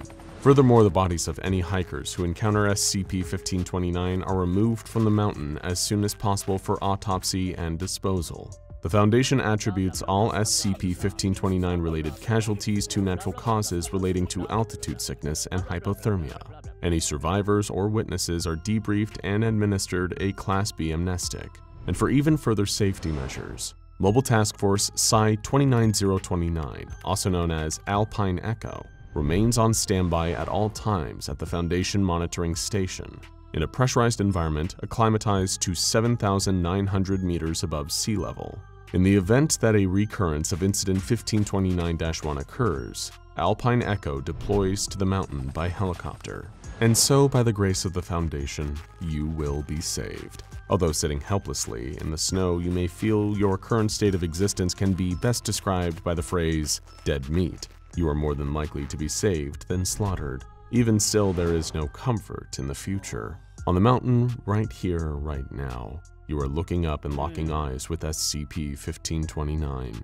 Your whole life has come to this moment. All you ever wanted as a child was to climb the highest heights. Aspiring upward has brought you so many good things: adventures, financial stability, respect. Everything you have in your life is from the simple fact that you did not settle for what you had, but strived for what was above you. But now, this same impulse has gotten you in a world of trouble. Had you just looked at where you were instead of where you wanted to be, you would have been okay. If you had just felt the snow beneath your feet, you would have been okay. But instead, you looked up, how you always did. You looked up toward the goal and away from the present, and look where it has led you. The message of this story is clear, but if for some reason we resist the lesson passed down from one generation of thinkers to the next, SCP-1529 is out there, waiting for us to turn over our shoulder and look back, or tilt our chin and look up. And at that point, it will force the moral on you again, giving you no other option but to experience its wrath, right here, right now. I was chasing him, the poor soul who saw me. He was wearing a thick red winter coat and glasses, climbing up the side of the mountain with a sharp little tool. If I had known he was coming, I would have run. Of course I would have run, but it was already too late. The second he saw me, saw my horrible, ugly face, it was already over. I felt all those familiar feelings bubble up. I knew, as well as I knew anything in my life, that I would need to kill him. My name? Well, I don't know my name. Not really. I think I had one once, a long time ago. I don't think I always looked like this big, ugly monster, but who can say? Those memories were blown away like a snowdrift. Life, this life at least, has never been easy for me. I don't like hurting people, but at least up there in the mountains, people didn't see me that often. How could I know about the strange men who would come for me? How could I possibly know that it was all going to get so much worse? The poor man in the red coat who saw me tried his best to run. I think my crying frightened him. I wish my mouth could make words. If I could, I would have told him how sorry I was. But it didn't matter anymore. I kept moving towards him, like I was being pulled along by some invisible leash in his direction. I tried to stop. I tried to think really hard and to focus. I kept telling myself, no, not this time. You're better than this. You can let this one go. Before the sentence is even fully formed in my mind, I'm already there. I'm already on top of him. I look down and see his terrified face, tears frozen on his cheeks, eyes wide with horror you can't even begin to describe. If you haven't seen my face, he was still looking at me. It hurt that he was still looking at me. I leaned in and opened my mouth wide enough to swallow him whole. Soon enough, there was nothing left of the man in the red coat, and I was alone again. All I could think to do was sit there on the freezing mountainside and weep. Why did I keep doing this? Why couldn't I stop myself? I asked myself these questions again and again, but I never got an answer. It felt like I knew myself a little less every single day. Sometime later, I don't know how many days, weeks, or months, two huge, black, noisy creatures came towards me out of the sky. The second I saw them, I turned and started moving away. I couldn't let those creatures see me. I knew something terrible would happen if they did. It was best to just move away, let them leave me alone. Nobody had to die. What I didn't know was that I was the reason they were there. The two flying black creatures landed on the mountain behind me, and groups of people climbed out carrying strange objects I didn't recognize. I huddled myself away in a corner as one of the men came towards me. I was so afraid I couldn't stop myself from crying.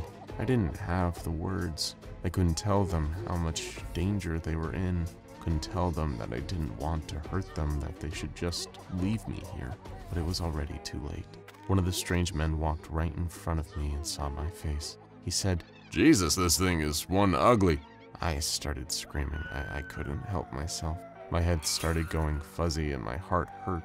The man who'd seen my face was already backing away, knowing that just a few seconds too late that he'd made an awful mistake. It wouldn't save him now. Nothing could save him. I tried to stop myself, but trying hurt. It just made me scream louder. I turned and lunged at him, but that made things worse. Now so many of the others had seen my face too. With fat, wet tears rolling down my cheeks, I knew that I would have to destroy them all, even though I didn't want to. But this time they fought back.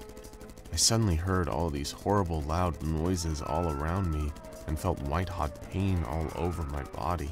They were shooting at me, both with the objects they held and other, even larger weapons attached to their strange flying vehicles. This made my confusion and anger even worse. I went berserk, jumping at them and attacking them with my claws and teeth. They may have been able to hurt me more than ordinary people, but they were just as easy to destroy as anyone. Not that it made me feel any less terrible for doing it, even though they did attack me first. Who were these strange, aggressive people, and why had they come here to attack me? Soon enough, I destroyed all the ones who had seen my face. There was nothing left to do but just sit there and weep again.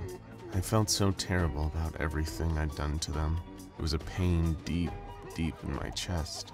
But then, suddenly, everything went black, and a sack was pulled over my head. I couldn't see who did it, and I'm glad I didn't. More importantly, they didn't see me. I think after that they bundled me onto one of their flying vehicles and took me away. I had no idea where I'd end up next. All I could do was stand there with a bag over my head and cry. Still blinded, and after a long period of flying through the air, I was pulled out of the vehicle and dragged away somewhere. I feel grateful that I didn't know. If I was here to be punished, it was probably what I deserved. Soon enough, I was brought into a room where a bunch of strangers were looking at me. I later learned that one of these strangers was called Dr. Dan, and Dr. Dan seemed very interested in what had happened back on the mountain. The one who put the bag over my head was talking to Dr. Dan. He said, That thing killed all of my men. tore through them like tissue paper. Our heavy artillery barely slowed it down, and it regenerated any damage it sustained almost immediately. Fascinating, Dr. Dan said. And yet it seems so docile now. Why? What activated its rage state during the confrontation? Connors looked at its face. That's when it went ballistic. Hearing the story told again, I started to weep. It was true. Everything they were saying was true. I killed all those poor people even though I couldn't help it. There was no place for me in this world. If all I could do was hurt people, I'd be better off not existing at all. Everything was a bit of a blur after that.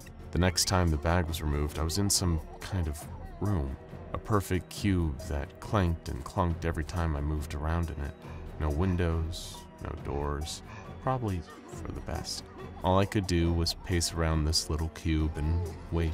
Wait until Dr. Dan was ready to conduct more of his tests. I never felt more empty and alone. But at least I couldn't hurt anyone here. Thank heavens for small mercies. Sometime later, I was bagged again and taken out of the cube. I don't know where they took me, but suddenly I felt that terrible feeling again. Knowing that someone out there had seen my awful, ugly face. Knowing that no matter what I really wanted to do, I had to destroy them. It was the only way.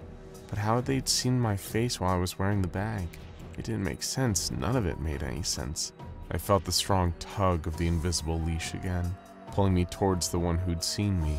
I screamed and roared and wailed and tore off the bag. I started galloping across the land in front of me, all barren and empty, until I reached the water. I was right next to the ocean. I leaped in and started diving, getting deeper, deeper, deeper. Eventually, I found a strange metal sphere. Somehow I knew just the one who had seen my face was somewhere in there.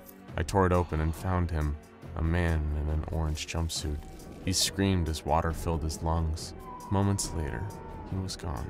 I swam back to shore, tears dissolving in the ocean, where the strange men bagged me again and I was back in the cube. It was a moment of calm. Soon things were going to get so much worse. That terrible day, it happened a lot like last time. The time next to the ocean. I was inside my cube when I felt that terrible feeling, the sensation of being looked at. This time I somehow sensed that the one who saw me was even further away. I said to myself this time I'd resist. I'd stop myself. Nobody would be hurt, but resisting the pull hurt me even more. All I could do was wait and howl in terrible pain as I heard people panicking and scrambling outside the walls of my room. Soon enough, it was too late. I couldn't stop myself. I needed to find the one who saw me and destroy them. The walls gave way like wet sand as I tore through them. There were so many people in white coats standing around the room. A terrible smelling gas that burned my throat flooded the room, killing most of the people around me. But as always, I survived, and I started running, feeling the pull towards the person who saw my face. I busted through walls and galloped across the ground, feeling the miles tick by each second. I could hear the distant hum of more of those flying vehicles in the air behind me, but it didn't matter. None of it mattered. All that mattered was finding the one who saw me and wiping them off the face of the earth, no matter how awful it made me feel inside. Soon I arrived at a town where everyone was gathered in the center. They all turned and looked at me, and I could feel the rage rising to a fever pitch. There were so many of them. All those poor people. And not long after, more people with guns arrived wearing strange goggles. They all looked at my face too. I couldn't help it. I'm so sorry. I just couldn't help it. I try not to think about how many people I killed that day, but soon enough a bag was placed back over my head, and I was dragged back to my room, which they'd rebuilt while I was gone. I remained in there for a long time, just weeping, consumed by my own seemingly endless sadness, until one day, some time later, I was dragged out of my room and taken to another chamber. I could hear something that wasn't human breathing when they pulled the bag off my head. I was standing across from a monster, staring right at my face. A huge, terrible reptile with a thick hide and giant claws and teeth. It hissed when it saw me. It was happening again. The pain started. I was weeping and wailing. Was this all my life would ever be? A mix of silence and violence? only existing to hurt others and be sad, hurt, and alone, unable to even control my own actions? What kind of life is that, if you can even call it a life? The monster hissed and said, "You are disgusting." Silently, I agreed. The townsfolk scream and run in terror, their flaming torches and pitchforks falling from their trembling hands. Behind them, SCP-096 roars in monstrous rage. It will kill every single one of them. And to think, this had been the happiest few weeks of its life not long before. SCP-096 is one of the most fearsome anomalies ever contained by the SCP Foundation, responsible for nearly as many containment breaches and personnel casualties as SCP-682.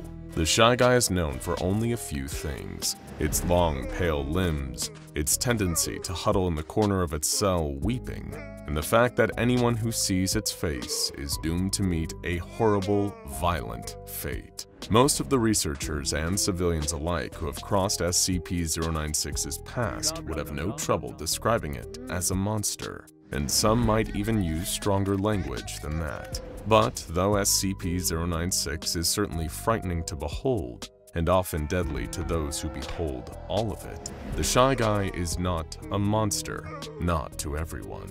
Once upon a time, it even had a friend.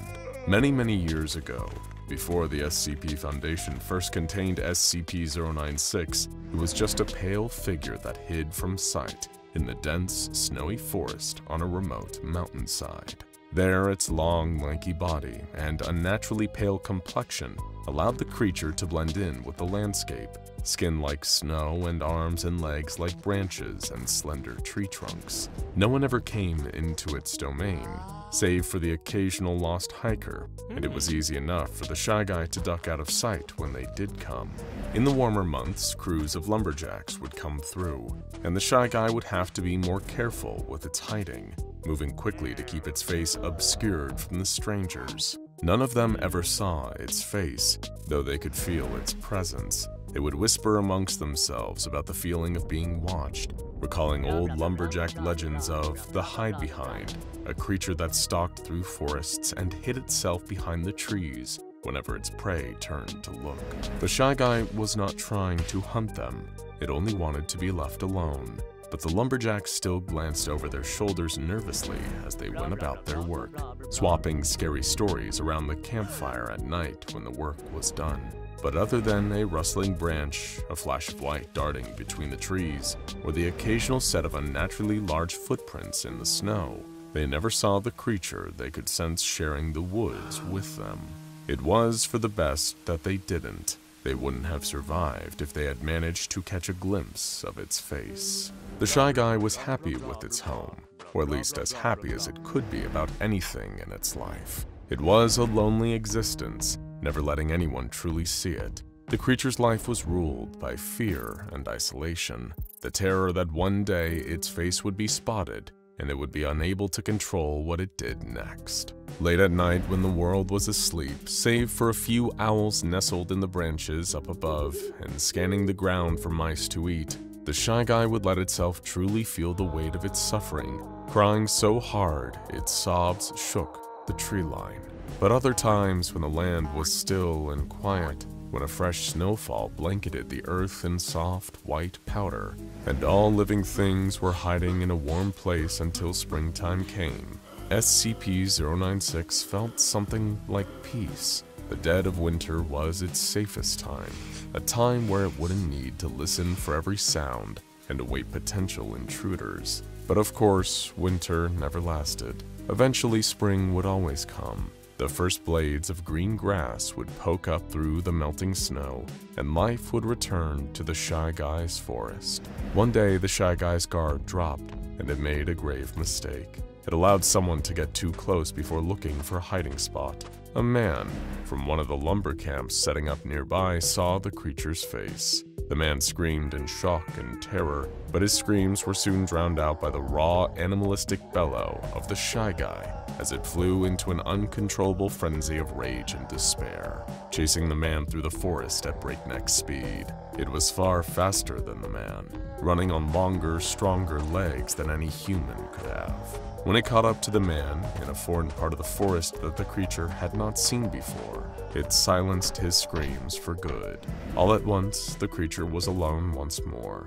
Then came the remorse, the inevitable feeling of deep, devastating loss that came over it every time it destroyed a person who had seen its face. The same cycle, over and over again, relentless and unceasing. Though it should have gotten used to the whole thing by now, it broke the poor creature's heart. Succumbing to sadness, SCP-096 slumped to the ground, cradling its head in its massive hands, and began to cry. "Are you all right there? Are you hurt?" A voice suddenly interrupted the creature's private lament. It froze at the sound, before lifting its head to seek out the source of the interruption. Who was that? Where were they? Did it have time to hide before they could see its face? The Shy Guy opened its eyes to see an old man standing only a few feet away from it, holding a cane. The man was facing it, his eyes aimed towards the Shy Guy's face, but they were unfocused. They could not see. The Shy Guy didn't entirely understand how, but it knew that the man was unable to see its face. For the first time in a very long time, it felt relief wash over it. "You stopped crying. Can you speak?" The man walked closer to the creature, concern furrowing in his brow. "Here, take my hand and come inside where it's warm. I'll get you a blanket and something to eat." The old man held out his hand expectantly, and slowly, hesitantly, SCP-096 placed its hand in his. "My, you're a big fellow. If you can stand, come with me. We'll get you all sorted out." Unsure, but too surprised to do anything else, the Shy Guy silently followed the old blind man into a nearby cabin. Inside it was indeed warm, a small yet pleasant space lit by a crackling fire in the hearth. It was the nicest place SCP-096 had ever been, cozy and dry, no snow or mud to be found. Every surface was smooth or soft, made for living comfortably. The old man led the creature to a little dining table and pulled out a chair, inviting it to sit down. He prattled on about how nice it was to have some company for once. Even if his new companion was unable to speak, he had plenty to say and was happy to fill the silence enough for the both of them. He turned on a radio, and it came to life with the sound of music and crackling static. Then he busied himself at the wood fire stove, where a pot of soup was simmering. He poured 2 bowls of soup, one for him and one for the Shy Guy, and placed them both on the table. SCP-096 wasn't sure of what to make of the cabin, the soup, or the spoon that the old man handed it to go with the meal. After a moment of watching the old man eat, however, it began to understand that it was food. It disregarded the spoon in favor of picking up the bowl and drinking straight from it. The broth, meat, and vegetables warmed the creature from the inside out in a way it had never felt before, and for once, the Shy Guy made a sound other than a screech or sob. "Mmm!" The old man laughed delightedly and agreed that the soup was indeed very good. The two ate the rest of their meal, and the old man placed a heavy blanket on the couch for the creature, inviting it to stay for the night. In fact, it could stay as long as it wanted. Like he had said, the old man could really use the company, as well as an extra pair of hands to help out around the house. This could, he said, be an arrangement that benefited them both. With that, the old man went to bed, leaving the Shy Guy alone for the night. It considered leaving while the man slept, slinking back off into the forest and disappearing. But as it pulled the blanket over its body, it felt a sense of warmth and comfort enveloping it.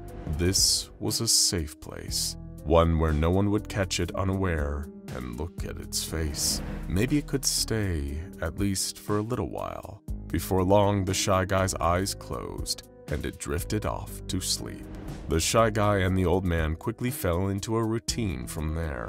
The old man taught the creature how to tidy up around the cabin, how to chop wood and use it to keep the stove and fireplace lit. He showed it how to open cans of beans and retrieve meat from the cabin's smokehouse so they could fix their meals, and introduced the creature to all of his favorite stations on the radio. All the while, the old man talked, telling the creature stories of his life, his time in the army, how he met his wife, how it felt to lose her, how difficult it was to raise his children alone, and how rewarding it was to see them go off and start families of their own. During one of these stories, the old man remarked that his family would be coming out to visit soon and bring him some supplies to help him through the rest of the winter before the warm weather returned.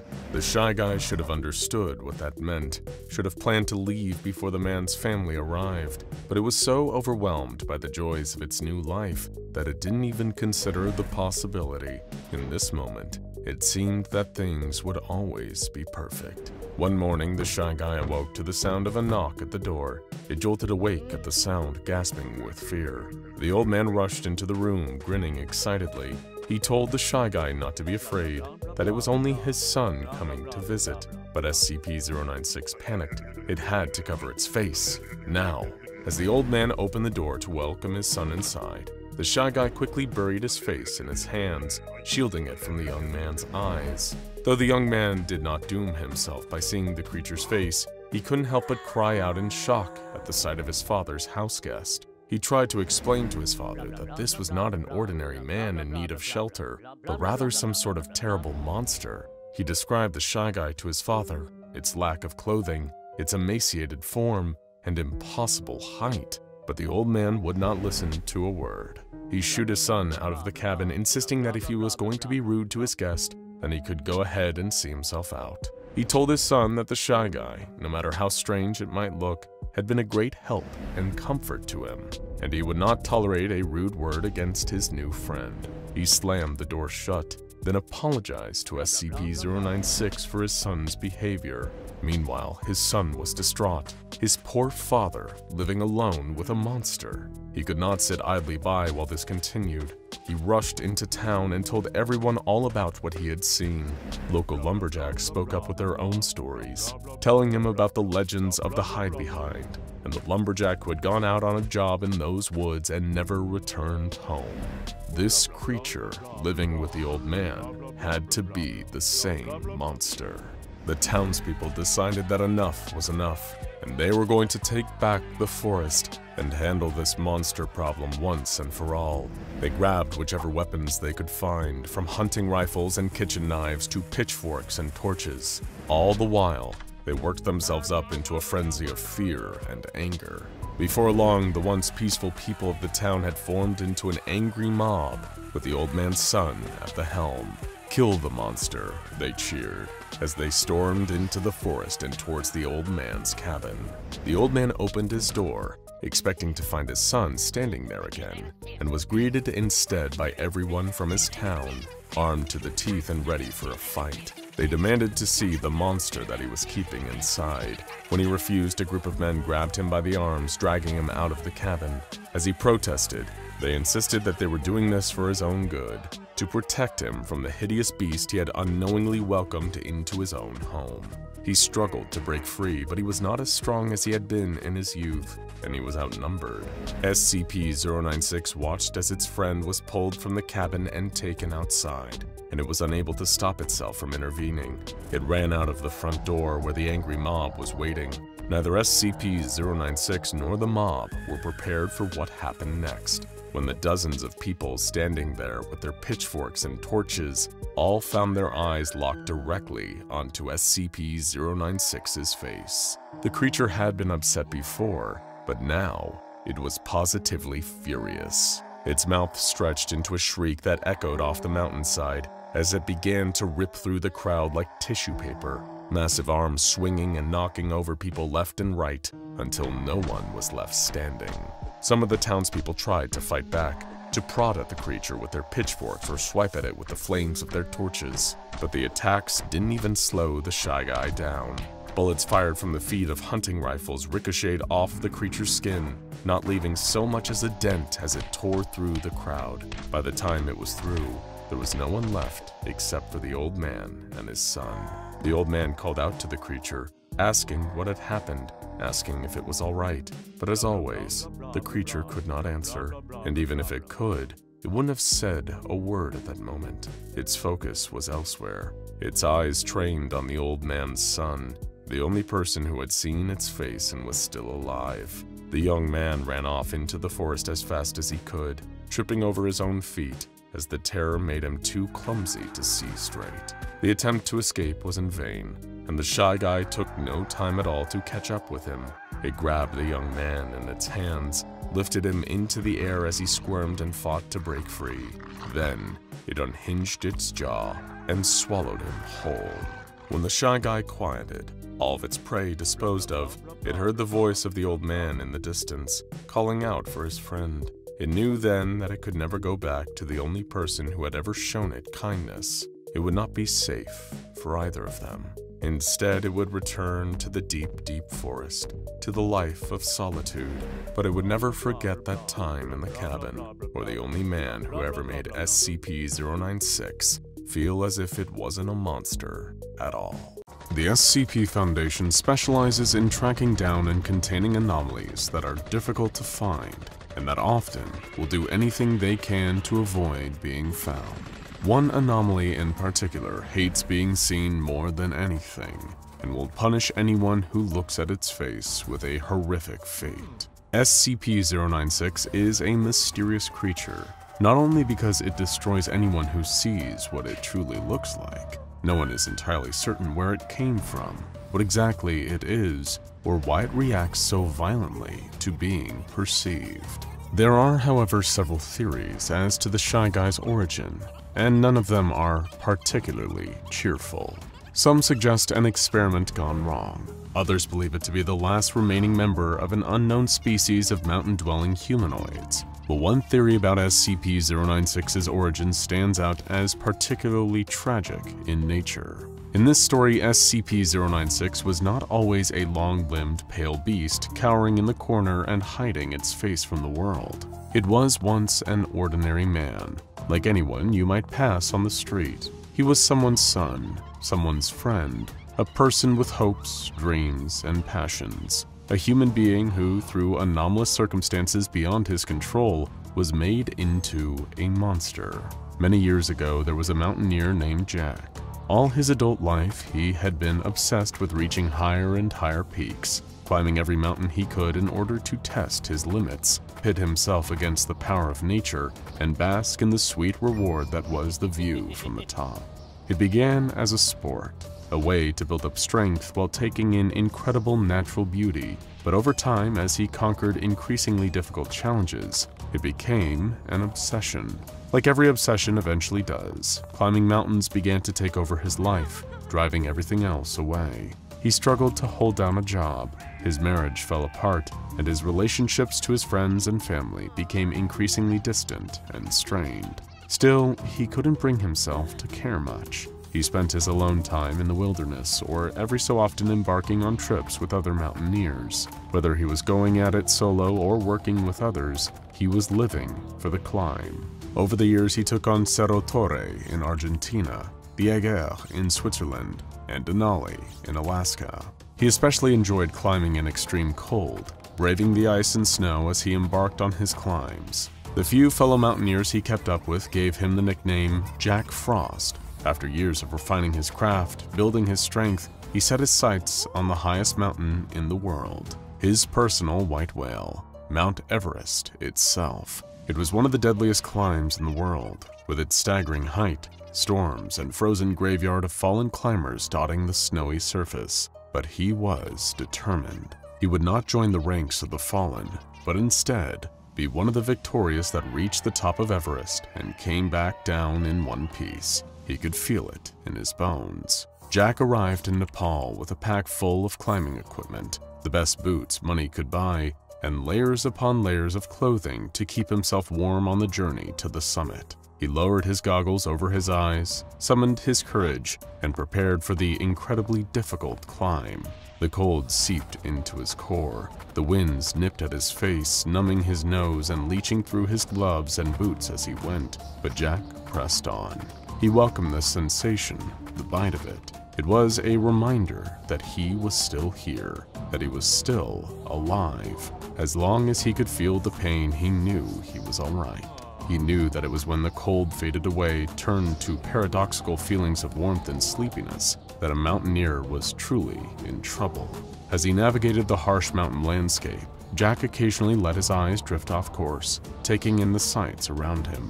He could see shocks of blue, green, and red, the distant bright colors of boots, jackets, and hats belonging to the fallen climbers that came before him, those who collapsed from exhaustion, who gave in to altitude sickness or succumbed to the cold. Memento mori, he said softly to himself. These frozen bodies represented that ever-present reminder of mortality, of death lurking just out of sight. It would not come for him, though. Not today.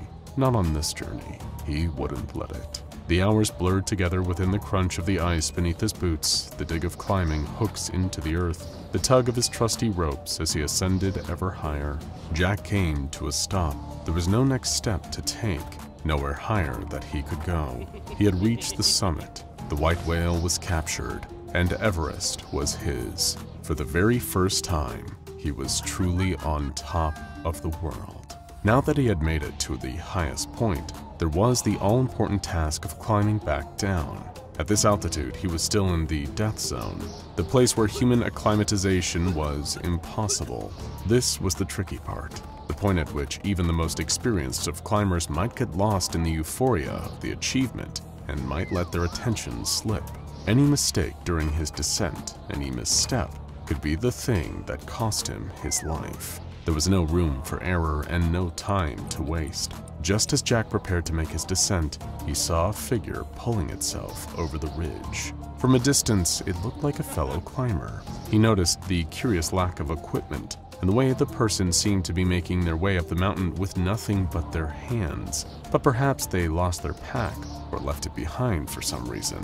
The figure was dressed in all white, from their hood to their boots, with a large pair of black mountain goggles covering what little of their face wasn't concealed by the hood. Uncertain if the figure was in need of assistance, and surprised to see another soul on the mountain with him, Jack waved at the figure. "Everything okay?" he called. There was no response, but the figure turned to look at him. At least, he thought it was looking at him. He couldn't see its eyes through the goggles, but he felt the distinct sensation of it locking its gaze with his just the same. As soon as the figure turned to look at him, Jack began to feel strange. The pain, the sharp sensation of the cold that he relied on to ground himself and remember he was really here, began to blur around the edges. The feeling softened, melting away along with the ache in his muscles, the bleariness in his eyes, the dry mouth that had nagged at him for hours. He felt unbalanced, unmoored, a ship with no anchor. He couldn't explain why, but the sudden relief from the cold made his chest tighten with primal terror. He did not feel like one man encountering another on the mountain. He felt the way he had years ago, when he came face to face with a mountain lion, staring down a predator, and remembering all of a sudden that humans do not naturally sit at the top of the food chain. This figure, this thing, it was no man. It was no person. Jack prepared to continue his descent, to get away from the strange intruder as quickly as possible, but his feet would not obey him. His eyes could not break contact with the figure in white that was slowly beginning to advance toward him, one slow step at a time. It was in no hurry. It knew he was not going anywhere anytime soon. He trembled as the figure drew closer, its inscrutable face hidden beneath its hood and behind its goggles. He wished he could just see its face, but dreaded learning what secrets it was hiding. If only he could just unstick his feet from the earth, break free of this spell that had fallen over him, he could escape. But no matter how much his muscles strained, how he gritted his teeth with effort, he couldn't get away. As the entity came closer, the cold snapped back into his body, but something was different. It was heightened, like every icy breeze and freezing wind layered on top of itself, hardening his muscles to rock, crystallizing the very blood in his veins. He felt as if his fingers, if he tried to wriggle them, would snap off and fall to the ground. His eyes thrummed in their sockets, his lungs stretched to hold on to each breath as the cold constricted its fist around his chest. He opened his mouth to speak, but his voice died in his throat, coming out in a weak whisper of air. Now the thing was close enough to touch him, and whatever force had been holding him still and upright released him. It was as if he were a marionette suspended in the air, and the puppeteer released his strings at once. He crumpled to the snow-covered ground in a heap, his cheek pressed into the earth, his eyes trained helplessly on the still advancing figure. His lip formed the word, please, though he could not tell exactly what he was begging for. His life? His freedom?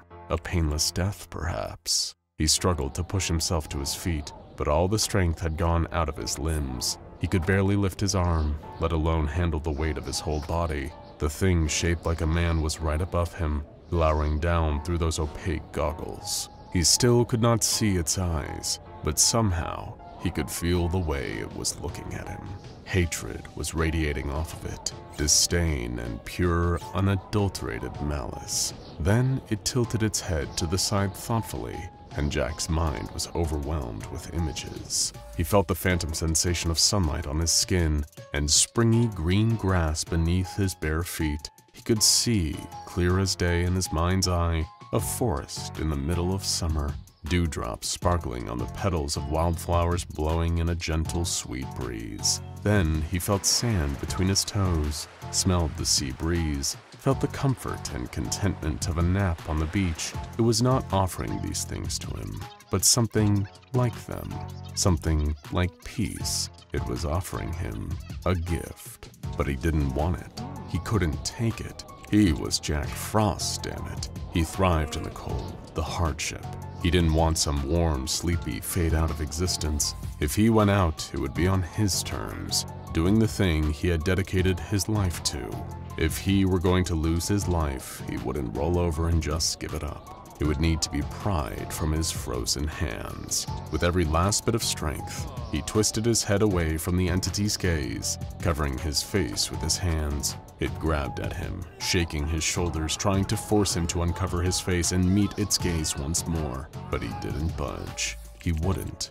He couldn't. Then he felt the energy shift as it realized he had refused the gift, that he would not welcome the paradoxical feelings of heat and security and slip away as it was asking him to. But it was not a victory. He swore he could hear a voice in his mind say, "Very well. You wish to be part of the mountain. I will make it so."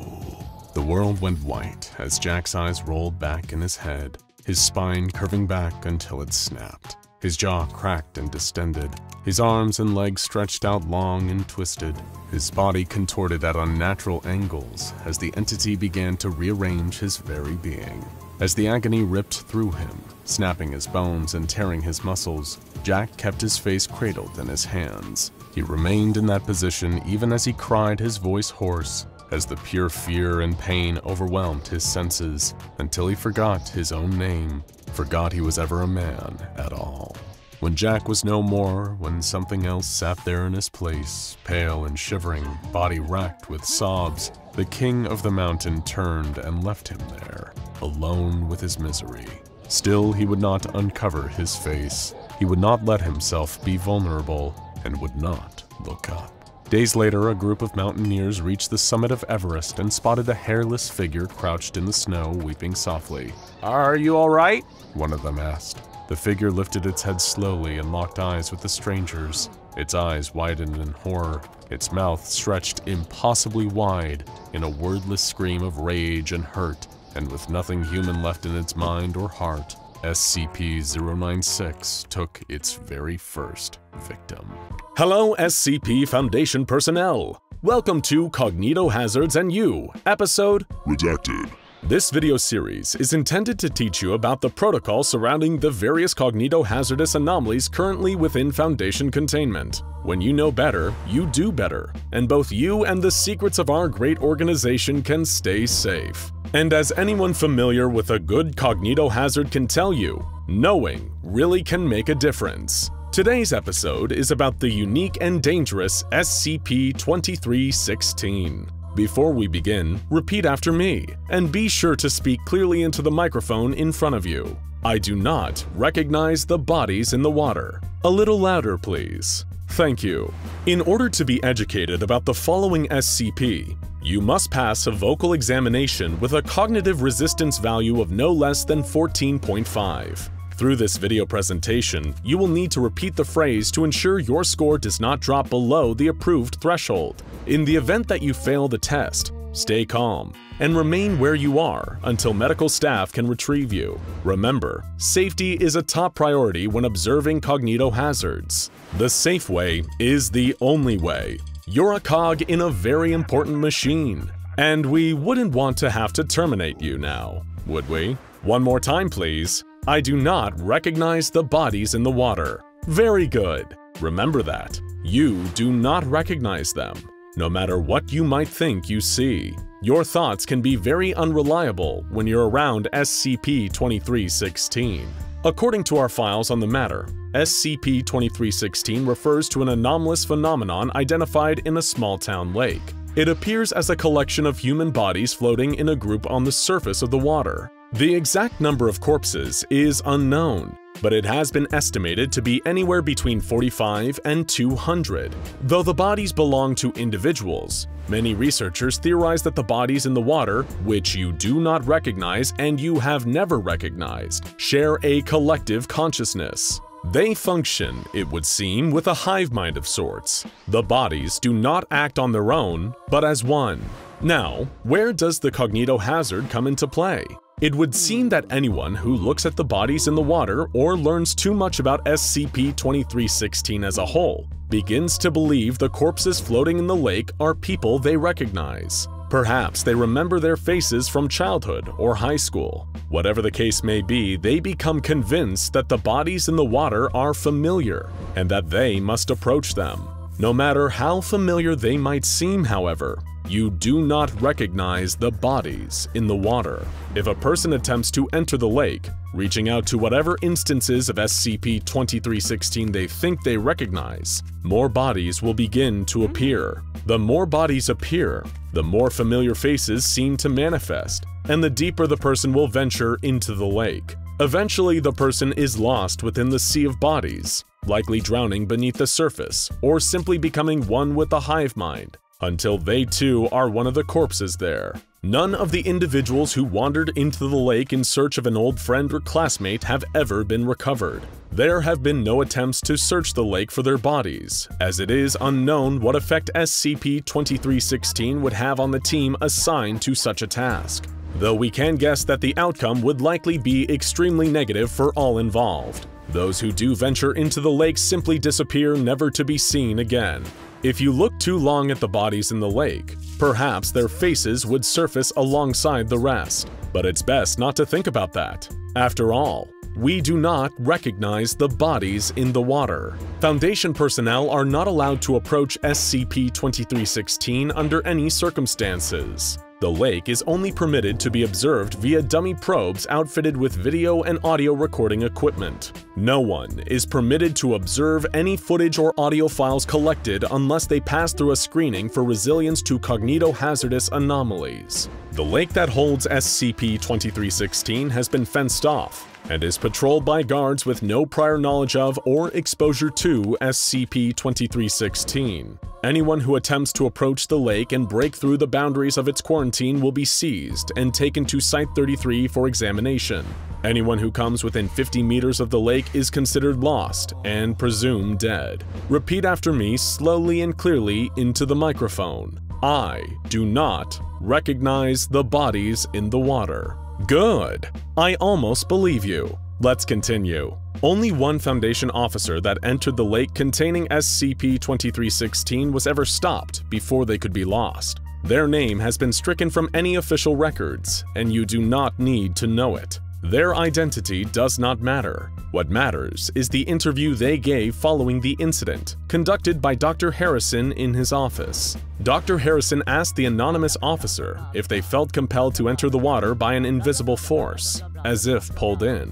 They rejected this concept entirely, insisting that they entered the water of their own free will. They wanted to see the bodies, who appeared to them as their friends. They wanted to hear what the bodies were saying. Upon entering the water, they saw the faces of their friends. Other faces were unfamiliar, but became more familiar the longer the officer stared at their features. These were faces they had known their entire life, but something about them was just a little bit wrong. It was like the face of someone in a dream, where you can tell they are someone you know, and you can even identify who it is supposed to be, but something about them does not quite look right. Your mind could not perfectly put their face together from memory, even though the feeling of familiarity remains. The faces in the water, peering up through the darkness below, were like those dream-addled memories. The faces in the water did not open their mouths, but somehow they spoke to the officer just the same. They spoke of who they were and asked for help.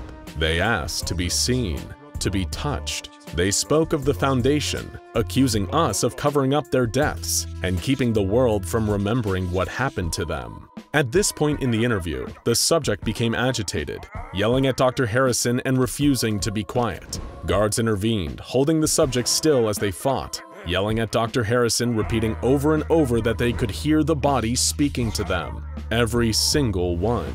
The interview ended when the guards removed the subject from the room, taking them to the amnestics department to have all memory of the bodies in the water erased from their mind. Then they were forgotten once more. I do not recognize the bodies in the water. Did you repeat it?